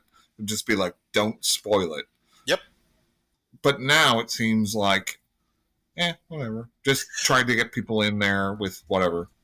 Yeah, they don't trust word of mouth anymore. Because Right. like it's like what happened with the Sixth Sense, with the Matrix, with all of these movies that had a big reveal, and then the trailers and everything didn't reveal anything. They trusted word of mouth. They trusted people to go like, man, you gotta watch this. I'm not gonna tell you what it's about. I'm not gonna tell you the twist, but go and watch it. They don't trust that anymore. Yeah. Totally agree. I mean, that trailer came out for Titanic, and then I knew the end. I'm kidding. Such an asshole. Damn it. Who would have ever guessed the ship sunk? Now that who spoiled that one for me? Like my history teacher. They were so inconsiderate. But Wait, you have teachers? We don't do that here in the United States. Oh no, that's right. In the States, your teachers are your moms. That's true. Right. Yeah. or Yep. my wife. Yeah, his Wow. wife is a teacher. Oh, So well, there you anyway, go. back to the gays, right? So next on our list, we have a movie I have not seen because I can't stand Pete Davidson. Bodies, Bodies, Bodies. I haven't watched it. Annoying to me, so I've never watched it. Like, Yeah, just agreed. like the trailer, it just looked annoying. So on the one hand, yes, Pete Davidson doesn't strike me as horror material. I mean, he's not like. So I don't want to spoil the He's movie got a for pretty you. good body count, though. I don't want to spoil it for you, but I understand he dies. He dies like Drew Barrymore did in Scream. Oh, really? Yeah, Oh well. so he's not in much of the movie. Yeah, I thought what they were trying to do was kind of like what they did with Justin Long. That he was mostly like a comedy actor, and now he's become like a horror exclusive Yeah. actor. Yep. So I thought that's what they were trying to do with him. It's like the Sean Pertwees of the world, where you're just waiting for them to die in the movie. Yeah. So next up is a movie I have not heard of, but I want to see really, really bad. It's a Polish film. It's called The Lure. It's a lesbian mermaid musical. I've seen half of it. And is it as fun as it sounds? No. But they have no genitals, so the males get mad at them? Right. Oh. It's another kind of like arty Okay. house type movie, which it just wasn't interesting enough for me. It was an HBO, and Okay. I made it about halfway through. I'm like, it's boring. See, it says it's gory, thrilling, and bold. Yeah, no. So what I know about it, because it showed up in a TikTok video.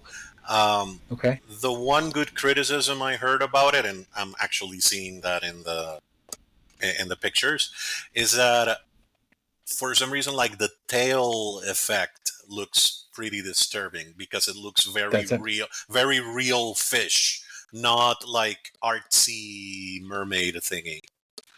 Oh, gotcha. So she's not just wearing a slip-on tail. She's wearing the effects were fine. It just wasn't very interesting for me. So next up, we have the Fear Street trilogy, and everybody knows the main character is gay, and that's the only reason that it made the list. Yeah. But that being said, those movies were really well done. I liked them all. I liked all three of them. I enjoyed them very much. But for some reason, for me, like the first two, I enjoyed them more than the third one. I thought the third one kind of petered out a little. It did a little, yeah. Yeah.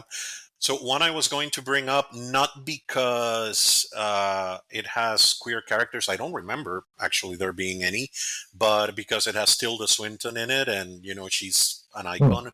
Is If you bring up Only Lovers Left Alive, I'm going to shoot you. No, I was going to say the Suspiria remake, which personally So, I enjoy the remake more than the original. I mean, I like the original for this kind of like very weird Italian film lighting that they do that makes it feel like you're on drugs. But like the remake, I think is a better horror movie.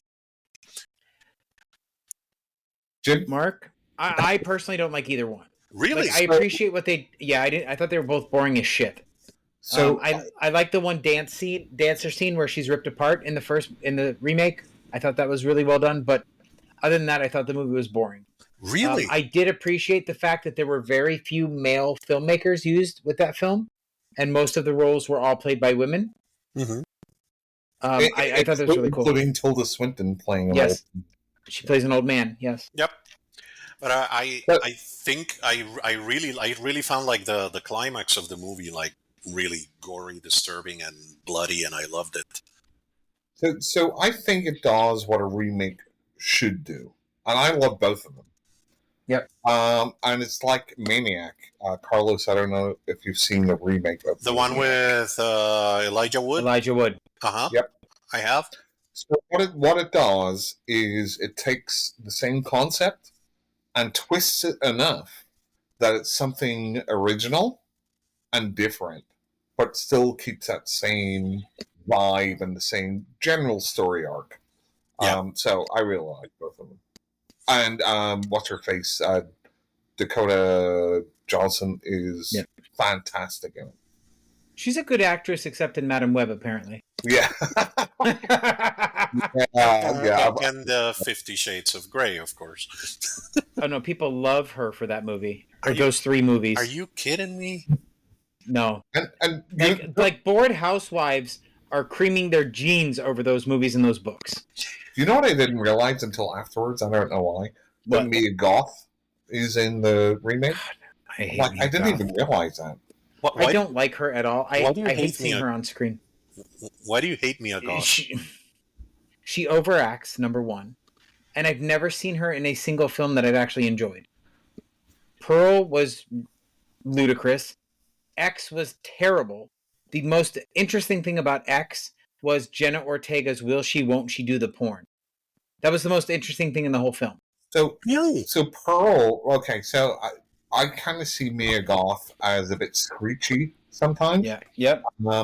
But what I will say is her performance at the end of Pearl, where she has that like 5-minute narrative that she's saying to the camera, is great. And no, not for me. Yeah, I get people not liking her, but I do. The thing is, I do like her for that type of movie. I did enjoy X and Pearl. But as I was saying, one of these days, I was actually like, oh, I love Pearl. And then I saw this video saying, like, it's overrated. And I was like, is it? And then I started thinking about it, and I go, like, I like the movie. I like what it does, and I like her role in the movie. It's a very bad horror film. I hate both of them, but I don't like Ty West in general. What I really hated about, and this has nothing to do with her, but they really missed a huge opportunity with using an old woman to make the old lady in X really, really disturbing. True. Having Mia Goth play that role felt disingenuous, and it took away from it, in my opinion. That is true because I mean, old makeup is always very obvious. It's very. Right, and I mean, compare that to the old lady in The Shining, like the lady in the tub. I mean, exactly. I know that it sounds ageist, but the thing is, it's not about that. It's about the fact that the makeup gives it away too much. I would say the makeup in the Suspiria remake for Tilda Swinton as the old guy was very good. Yeah, but she's sort of as far as X.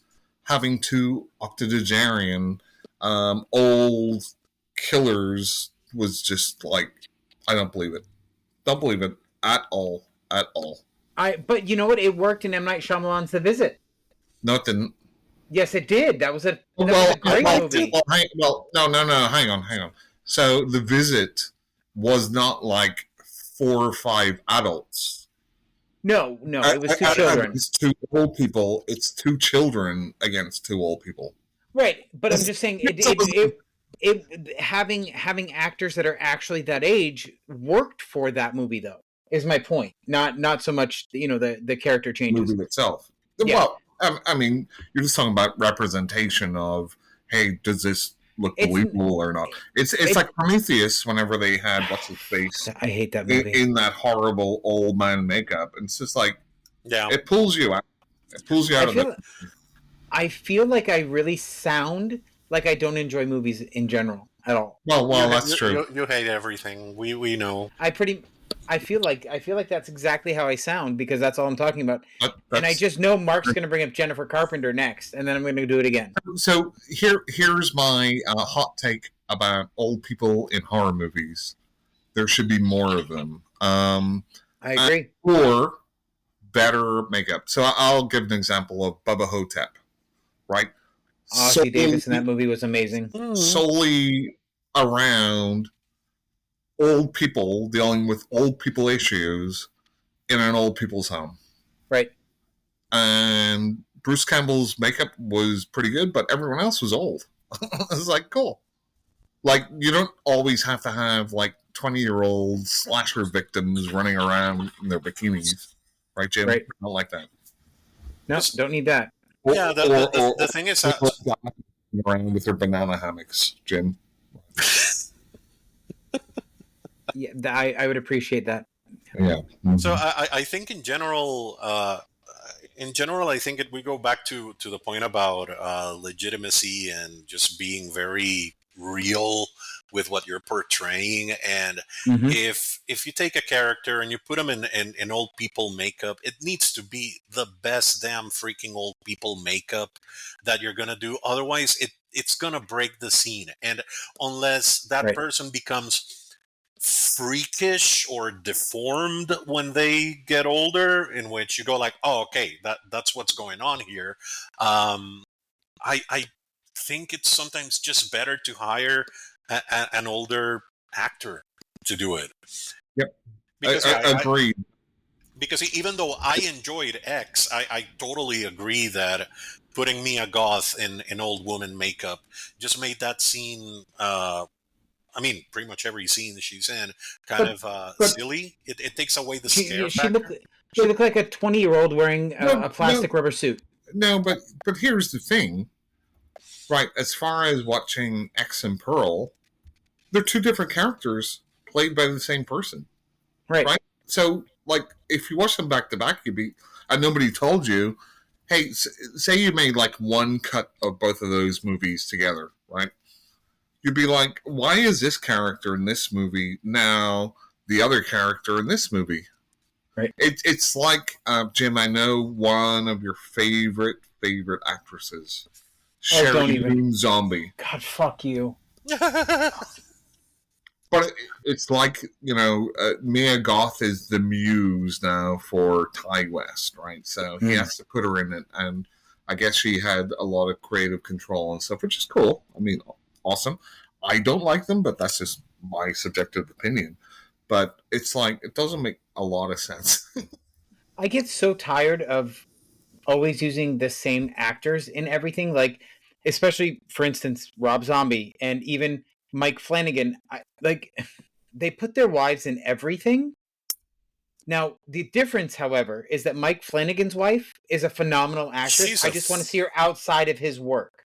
That is true, right? And the thing about her is that the reason why I haven't gotten tired of her in his work is that she plays very different characters in each of his shows, like radically different characters. So that's why I think it's fine if she was playing kind of like the same character over and over, like Yeah. then it would really get tiresome. Right, and It's like Kurt Russell in John Carpenter movies. right. True. He's such a good actor that he can like do multiple different roles, and you Right. see them as different, right? When you have Sherry Moon Zombie, it's like I don't really see you as any different character. But I Movie mean, for movie. and I'm going to admit this freely, is I sort of have a double standard, right? Like, I love Helena Bonham Carter in Tim Burton films. Oh, I love her in Tim Burton films. That's where And I was she's going the to better. go. That's where I was going to go. Yeah. Not just her, but I mean, if you say like Helena Bonham Carter and Johnny Depp, I mean, they're both really great actors, but the problem Yeah. is if you see them in a lot of movies by the same director with the kind of same style, they start blurring together and they become the Right. same character. So Right. that's when Or- it's tiring. or not even the same director. You can just have an actor who is so stereotypical of their own acting style, like Nicolas Cage, right?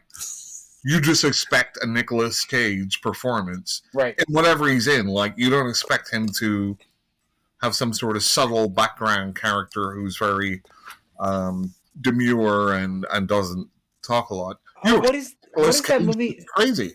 Where's that? What is that movie where he goes all John Wick because of a pig? Was it called Pig? Pig. Yeah. But I'm sorry, but my ADHD just kicked in right there. I thought, like, for example, his performance in Color from Outer Space was, I thought it was relatively subdued. I mean, he had his Nicolas Cage moments, but it wasn't So- full on Nicolas Cage. So I think that movie. So we need to talk about performances within a movie and that structure. I think he suits that movie where he's supposed to be normal at the start, right? And then goes Nick Cage, right? Because they're all going crazy because of the Color Out of Space. Yeah. But it's some of his other movies where it's just like, just so over the top. I'm like, and I like Nick Cage, don't get me wrong, but like, I don't expect him to be in, some sort of Shakespeare play or something. There's certain actors that are just like that now, and that's fine. So Yeah. I felt like I had to ask, because you mentioned her earlier, what's the deal with Jennifer Carpenter, Jim? Amazing actress. She is. I met She her. screams, Very she nice. cries, and she drops the F-bomb. That's all she does. There is No, one no, thing. you're Dexter. What? You're just talking about a role in Dexter. No, I'm not. No. So Quarantine, she was the same. All she did was scream and cry. There is one thing she does. She has what I would call Sylvester Stallone mouth, but with her eyes. When she screams, I don't know if you notice it. So you know how Sylvester Stallone has the. She Yeah. has this thing in which when she screams, like her face goes like. Like it kind of twists, like in a weird way. Like she only raises one of her eyebrows, the other one goes down. It's like half of her face goes up, the other half goes down, and she screams, and it's like, no. that's acting, Carlos. Jim? Can you appreciate acting? I can. No, I know. You have a shirt that says Carpenter on it. I do. Oh, it's John Carpenter. Okay, sorry. John Carpenter's Halloween. I thought it was just- Jennifer. I can't. So, and I feel bad. I'm sure she's a lovely person. She But is. seeing her on screen, I hate the way she screams and cries and drops the F-bomb, because that's all she seems to ever do, and it's obnoxious. She didn't do it in The Exorcism of Emily Rose. Because she was playing a teen. Did. Well, No, she she never didn't dropped- drop the F bomb, but her the twisted face screaming, yep. So I wish I could show you guys the picture, but There's a screen share button at the bottom of your screen, Carlos. okay, let me see. So this is kind of like the face I mean. Wait, let's see. Okay, I don't know if I'm sharing the right one, but We're not seeing anything yet. window. You're playing into This one. Jim's bias against the wonderful actress. Yeah, there's the face. Yep. Awesome. See, it's like Can't handle it. half her face went up, half her face went down, and she's doing like a Sylvester Stallone scream, and that's her scream. All I'll say, they did her fucking dirty in the Dexter series. They did not. That was the best thing they could have done, was to make her a ghost. No, what? What are you talking about? No, and you're talking about New Blood. The- That's the Yes, best the thing new they could have Dexter. done in that series. But Yeah. No, I mean the original series where apparently she wants to fuck her brother. yeah, no, that was so stupid. They did. Well, I mean, the fact that she was married to him through that whole run, it's a little creepy. No, they Well, they had already broken up by that time, so that's yeah. That added Anyway. an extra level of weirdness. The fact that she was attracted to him, Well- but they had just gotten divorced. Well, So yeah. then there's also, I mean, you want to talk about creepy? What about the fact that Fiona Dorff gets possessed by her dad? Like that at the end of Cult of Chucky? That was a little weird. True. Well, what about Victor Salva, Jim? Why are you bringing him up? We're just bringing up people that are horrible, right? No, we're talking about characters in a movie, not people that are horrible. Oh. He made Jesus Where Christ. did that come He from? made some of these. Carlos, you know about Victor Salva, right? Yes, Mark, we all know about Victor Salva. Let's move Yeah, on. I do. So here's one I haven't mentioned. So there's a character in a movie that I hate, that I always perceived as queer, even though she technically isn't, and that's the female gremlin from the second Gremlins movie. Well, technically, she could be trans because she has to drink. They have to drink a special formula to become the female. Really, I didn't know that part. Yes. He. When they're in the lab, That's the true. science gremlin is giving them all the mixtures, and that's what creates the female. Okay, see, So I didn't catch that. I thought the one that had grown from the lab was like the spider one, the vegetable Yeah. one, but I didn't Yep. know that one was because of the lab. I thought it was just because the way I saw it when I originally saw the movie was that so all the gremlins are either sexless or male presenting. no, they're So why would that one be specifically female? I was like, okay, so that's a drag queen, right? what is it, like parthenogenesis or something, where you can just you don't need a male and a female. They just reproduce by themselves. Yeah, they're Right, asexual. parthenogenesis. Yeah. So maybe Gremlins is my favorite queer-ish horror movie. I don't know. No, it's not. It would be Gremlins 2. Nah, actually, that's true. Yeah. Oh my god. I do prefer the second one. That Oh, was stupid. hey Jim. Yeah. Hey Jim, do you Yeah. see who's coming to Spookalla? No. You like Gremlins, right? I did? Yeah. Howie Mandel and Yes, Zach Hogan are I coming. did see Howie Mandel was coming. Yes, I And they're did see that. doing like a special like photo op with both of them in some sort of Gremlins-esque. And he's not setting. going to be behind glass, Yeah. Mm-hmm. which is You can- awesome. You can Hey, look Mark. as much as you want. Yep. Mm-hmm. Did you see that there is a Tampa Bay Horror Con this year? No. Yeah, hold on a second. I thought I shared it with you. Tampa Bay Screams? Yeah. I know. I didn't know much about it, but I saw it and it said it was a horror convention, so I sent it. I thought I sent it to you.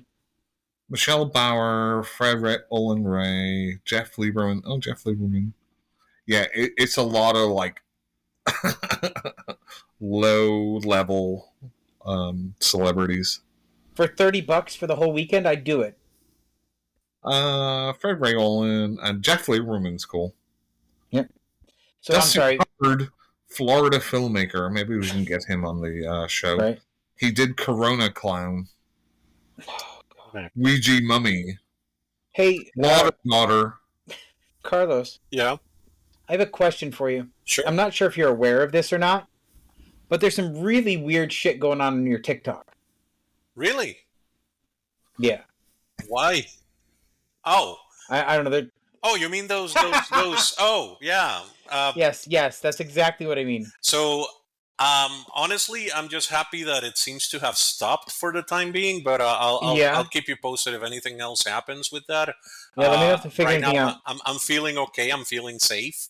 Yeah. But those videos just keep popping up, and somebody keeps So, responding to them through my account. Not sure who that person so is. Mark, you're not. Jim, real quick, just very quickly. Mm. So, I guess there's an actor that's coming to the Tampa Bay Screams. Okay. He's in the following movies. Are you ready? Mm-hmm. Are you sitting down? Yes. Okay. Cannibal Claus, like Santa Claus. Yeah. Death Escort Service, like escort service. Okay. Hobo Cop. That's the best title I have ever heard in my life. Earth Girls Are Sleazy. I might have to go to this. Anyway, sorry. So Mark, you don't know what we're talking about because No, you don't I do the don't. talk. But No. Carlos had some really weird videos posted to his TikTok that he doesn't remember recording, and then from what I understand, somebody else was replying to those videos when people would comment on it, right? Yeah. I've tried to report it to TikTok, but they say that it's me doing it. I have no idea why I would do something like that. That seems like some weird psychotic fanatic, like praising some kind of being or something. I have no idea what it is. So as long as it's not affecting me directly, I just appreciate the views. So I'm okay with it. Yeah, right. Yeah, I mean, you're welcome. Anyway, I'm not saying I hacked into your account or anything, but you're welcome. Yeah, Mark, who can't even operate Facebook, but you're welcome. I was in work. Somebody was like, "Hey, you can't use WhatsApp." And I'm like, "I don't even know what the fuck that is." Hey, Mark, okay. I have a question for you. Yes.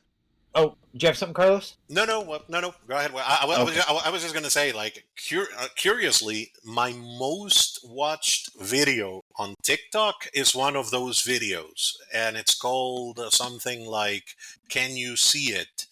And there's like, oh right, that's the dark one where where you're walking through your apartment, where the video's walking through your apartment, right? No, that's the one in which they're filming like out the window when you hear this person like that they're seeing something there, and then people got like really weirded out and were like replying like, I don't see anything. Others said that they were seeing blue eyes in the darkness, and other people saying like, stop doing drugs. So that is my most watched video on TikTok. It has 10,000 views, and holy crap! Congratulations! Yeah, I guess. Even though I'm in 200 view jail, I mean that one has 10,000 views, and it's a video I don't remember recording or posting, or I mean it's this person, so that's why I say, I mean I appreciate the views. Yeah, of course. So, Mark, did you watch the movie yesterday? Did I watch which movie? Frogman. Yes. Does Frogman indeed Perhaps. So I will not talk about it until later on. The 20th, we will have the director Anthony Cousins will be on with us. That's really cool. But right. So we're going to move into what we watched, unless Mark or Carlos, you guys have anything else you want to talk about? Nope. Mark? So Jim, we're going to do like straight horror movies next week, just to double check. Mark, we do straight horror movies 365 days a year. What's your problem? No. I just mean there's no gay characters. I am not going to go through and decide if there's gay characters in my horror movies. It's going to be what it's going to be. Okay? Oh, I do want to know. Can you give me a hint, Carlos, as to how I die in book 3? Like, is it brutal? Let's say it's kind of like very despairingly. Is there a dildo wrapped with barbed wire involved? I'm just asking. Oh God! Don't do this again, Mark. Don't do this again. there's a tentacle involved, but maybe not in the way you would wish. Could it be wrapped in razor wire rather than barbed No, wire? it's already written, Mark. It's No. already written. Well, that's what editors do. Yeah. Anyway, Yes. so Carlos, we're going to move on to the what we've watched portion of our chat. So, what have you watched, or what games have you played? What books have you read? What do you got for us? So one of the best horror films I've watched recently was When Evil Lurks, an Argentinian film. That movie was just, I did not expect it to go that hard. So anybody who likes weird possession, obscure movies with lots of gore, that's I think that would be a very good one. I've been, Carlos, sorry. sure. Carlos, sorry. Have you seen Terrified? Terrified, yes. I don't Yeah. think it's as good as When Evil Lurks, but I do Right. like it. And that's by the same director. Right. Mm-hmm. hmm For a moment, I thought you were going to say Terrifier. Um, lately, I've been watching a lot of shorts because since there are so many horror movie, TikTokers and podcasters, I thought, okay, I want to focus on just one little niche. So I've been watching a lot of shorts. So Was it you that posted Slasher, the SLASHR? no, I didn't So post that one. that's a short you should check out Okay. if you haven't seen it yet. I just couldn't remember if you did or not. The ones I've watched recently, well, it's been Toe, which is like a stop motion animation short. There's a Wow. Chair, and that one is like a really weird, surreal one that you kind of interpret like however you want. Remains, which is about a lady that loses her baby and then finds a way to communicate with the baby. And that one has a lot of nope moments, despite being very short. Right.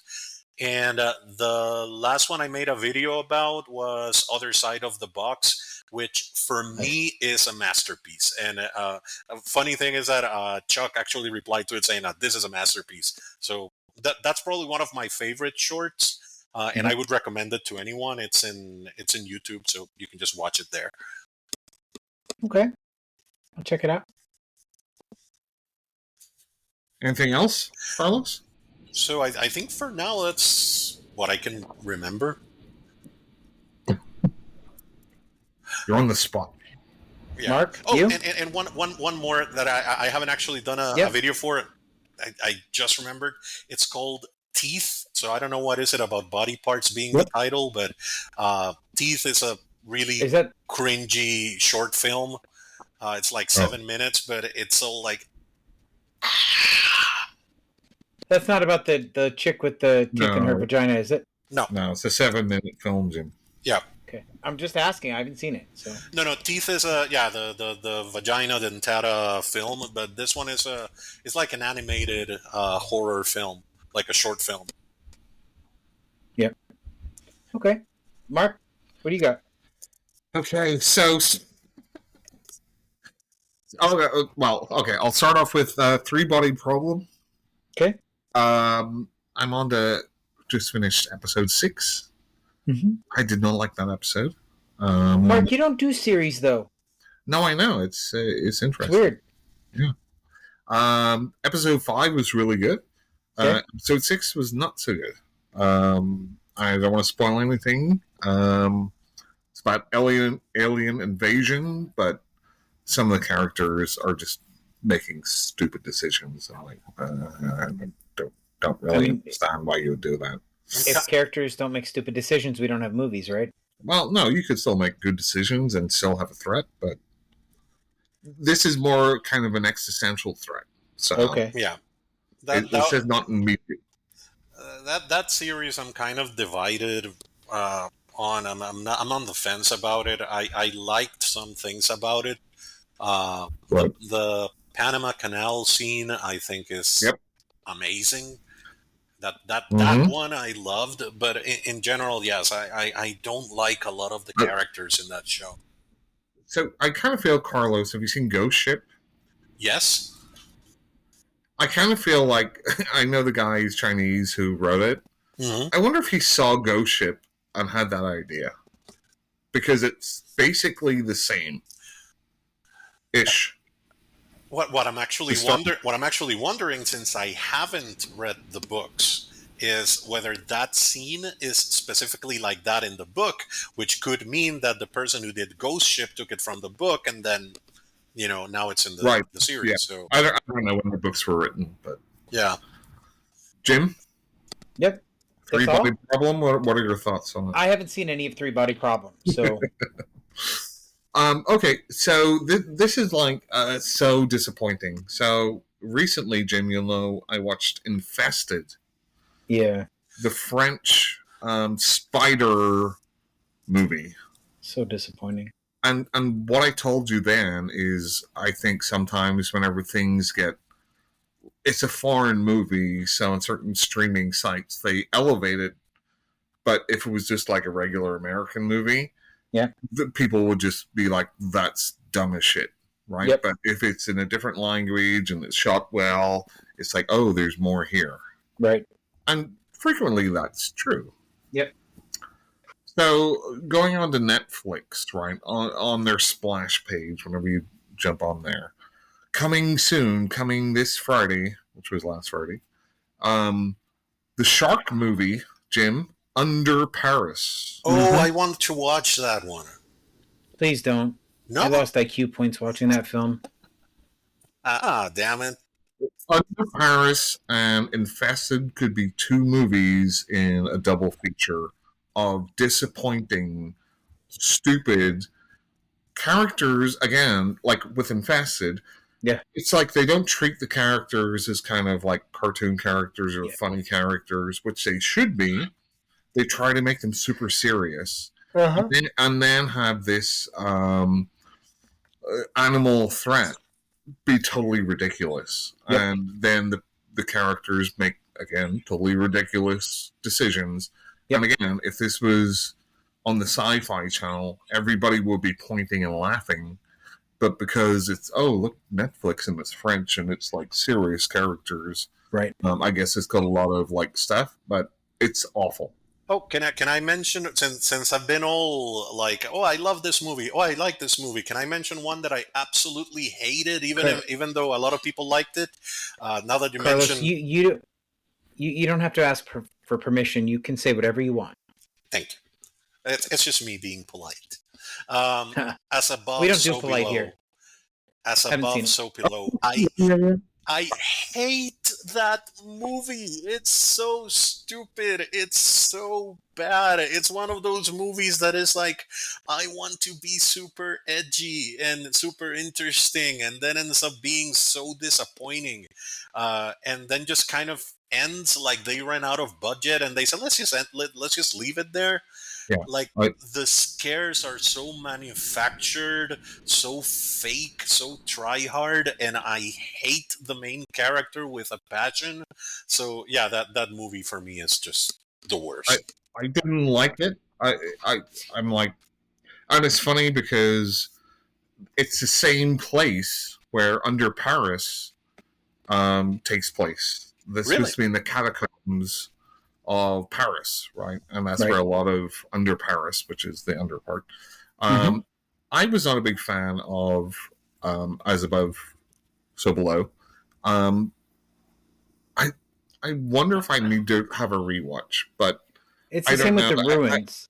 I've done that in a couple of movies where I hear like really like Session 9. I didn't like it. And then everyone's saying, oh, it's amazing, man. Okay, maybe I was in the wrong mood or something. So I watched it again. I'm like, no, I still don't like it. Yep. But maybe I'll watch As Above, So Below. But yeah, I didn't like it on the first watch. So It's like that with the ruins. A lot of people love that movie, and I think it's the stupidest fucking thing when those plants start ringing like a goddamn cell phone. I'm just like, that's it. I'm turning this off. I can't handle this. It's This is so evolution, stupid. Jim. It's fucking stupid, is what it is. But I mean, The Ruins is ultimately a dumb movie. Yeah. But there is some good body horror in it. So Meh. it has that. Yeah, it does. Man. Yeah. So I watched a movie on Shudder, which was called Funeral Home, but Okay. it's also known as Cries in the Night. It is a Okay. 1980. Um, I guess it was trying to do like going on the slasher thing, but it's much Okay. more a thriller. Okay. But Carlos, you said you like Psycho, right? Yep. So you might want to watch that movie. Okay. Funeral Home. Yep, Funeral Home 1980, also known as Cries in the Night. Okay. Yep. All So right. I won't say much more about it. It's almost like a comfort food thing, right? And it's non-offensive. It's kind of like just nice to watch, and the characters are interesting enough. Not a lot of horror in it, but you can see that certainly towards the end they try to do some things. But it's like a nice Sunday afternoon. It's raining outside. Just enjoyable movie. I don't know. Like I watched it and I'm like, oh yeah, this is nice. Like I don't have to like think about it too much, and it was good. That's fair. Yep. And that's it. Wow. Yep. That's short for you, Mark. Well, no, not really, because my ADHD. So, I won't talk about Frogman. So right. We won't talk about Frogman. I did watch that this week. But I did. I caught a few of the episodes of that 30 Coins, which was solid. I liked the story, and the acting was great, but the special effects were kind of ick. I'm trying to think of what else I watched because there's really not much. is that it, Jim? That's not much. Well, so then I have an audiobook, right? So I listened to Patient Zero by John Maybury, and I cannot believe that book is still going on. It's so long. I feel like I've been listening to it for like 37 hours now. Is it like 600 pages, Jim? I don't know. I think that one for me was a DNF. I didn't finish that one. So, okay. I talked about Dr. Parasite, which is fucking amazing and disgusting. It was not amazing, it was disgusting. It was not amazing. It was very meh. I did a review video for that. But then I listened to Vanity Kills, right, by Erica Summers. She's also the same author that wrote Writhe, which I absolutely love. This one, like at the third act of the book, is fantastic. It just takes so long to get there that it was a little mid. But the third act is fantastic. Once the horror starts, it's awesome. But it took a little too long to get there. And then I got an audiobook called The Gateway by Z. Martin. So the character is given a book, and the book has power, and it essentially is just trying to corrupt the person that is controlling it to open the gates of hell, essentially, right? Okay. It was like the story was good, the writing was good. I don't know, I just never really connected with it at all, but it was not a bad read. The narrator was decent. It was okay. It was not good or bad. It was just okay. I recently listened to Gone to See the Riverman on audiobook. How do you like Triana? So I really enjoyed the book. I hated the narrator. Yeah, I hate that. Because I hate that. The thing is, I think with a more serious narrator, it would have elevated the book. But the thing is, the woman that narrates it, and again, it's not bad because she's a woman. It's because she tells it as if she were telling like a children's fairy tale, kind of. Like the tone is very like this, and for me that kind of took away a lot of the seriousness from the novel. But I enjoyed it. I thought it was a very good, careful what you wish for sort of story. Yep. So our friend Veronica, Veronica, the splatter queen of TikTok, she book ferried me a book called Ex Boogeyman because I've been wanting to read some Christopher Triana. And she's like, this is right up your alley. You're going to love it. So we'll see how it goes. I did also start a book by K.L. Allister, who is a fan of the show, by the way, called Carnivores. Or Carnivore. I apologize, Carnivore. It is about this man who is at his job, and his boss is just riding him and riding him and riding him, so he breaks his nose and then walks off the job. And then he gets invited into this exclusive executive club. Okay. And that's as far as I'm going to go with it. But we'll just say that there is definitely horror and grotesquerie. So far it's been really good. Nice. And that's it for me, Mark. Very cool. Carlos, do you want to promote websites, books? Well, follow me on my socials. So I'm on Facebook, Instagram, and TikTok. I'm more active on TikTok than the others in general, and it's my handle is Carlos Rivera Author. So you can find me like that.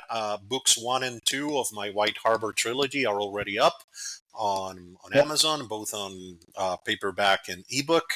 Book 3 comes out in October, just ready for Spooky Month. So that's I really, really wanted that date for the release. Yeah. So that way it closes the trilogy, and so you're more than in time to catch up.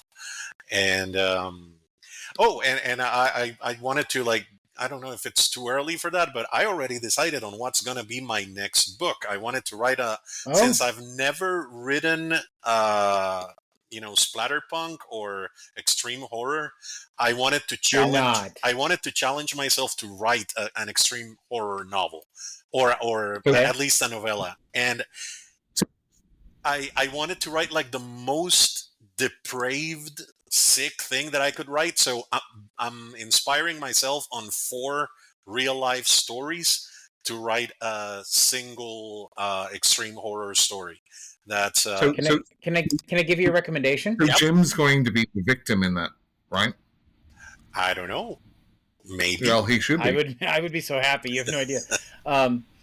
So there's a book called The Dark Side of Hell by Patrick Harrison III. Okay. If you want some inspiration, that book is fucking vile. Okay. I am very proud of the fact that I made it through the entire book and only had to skip 2 scenes. You skipped scenes? I had no choice.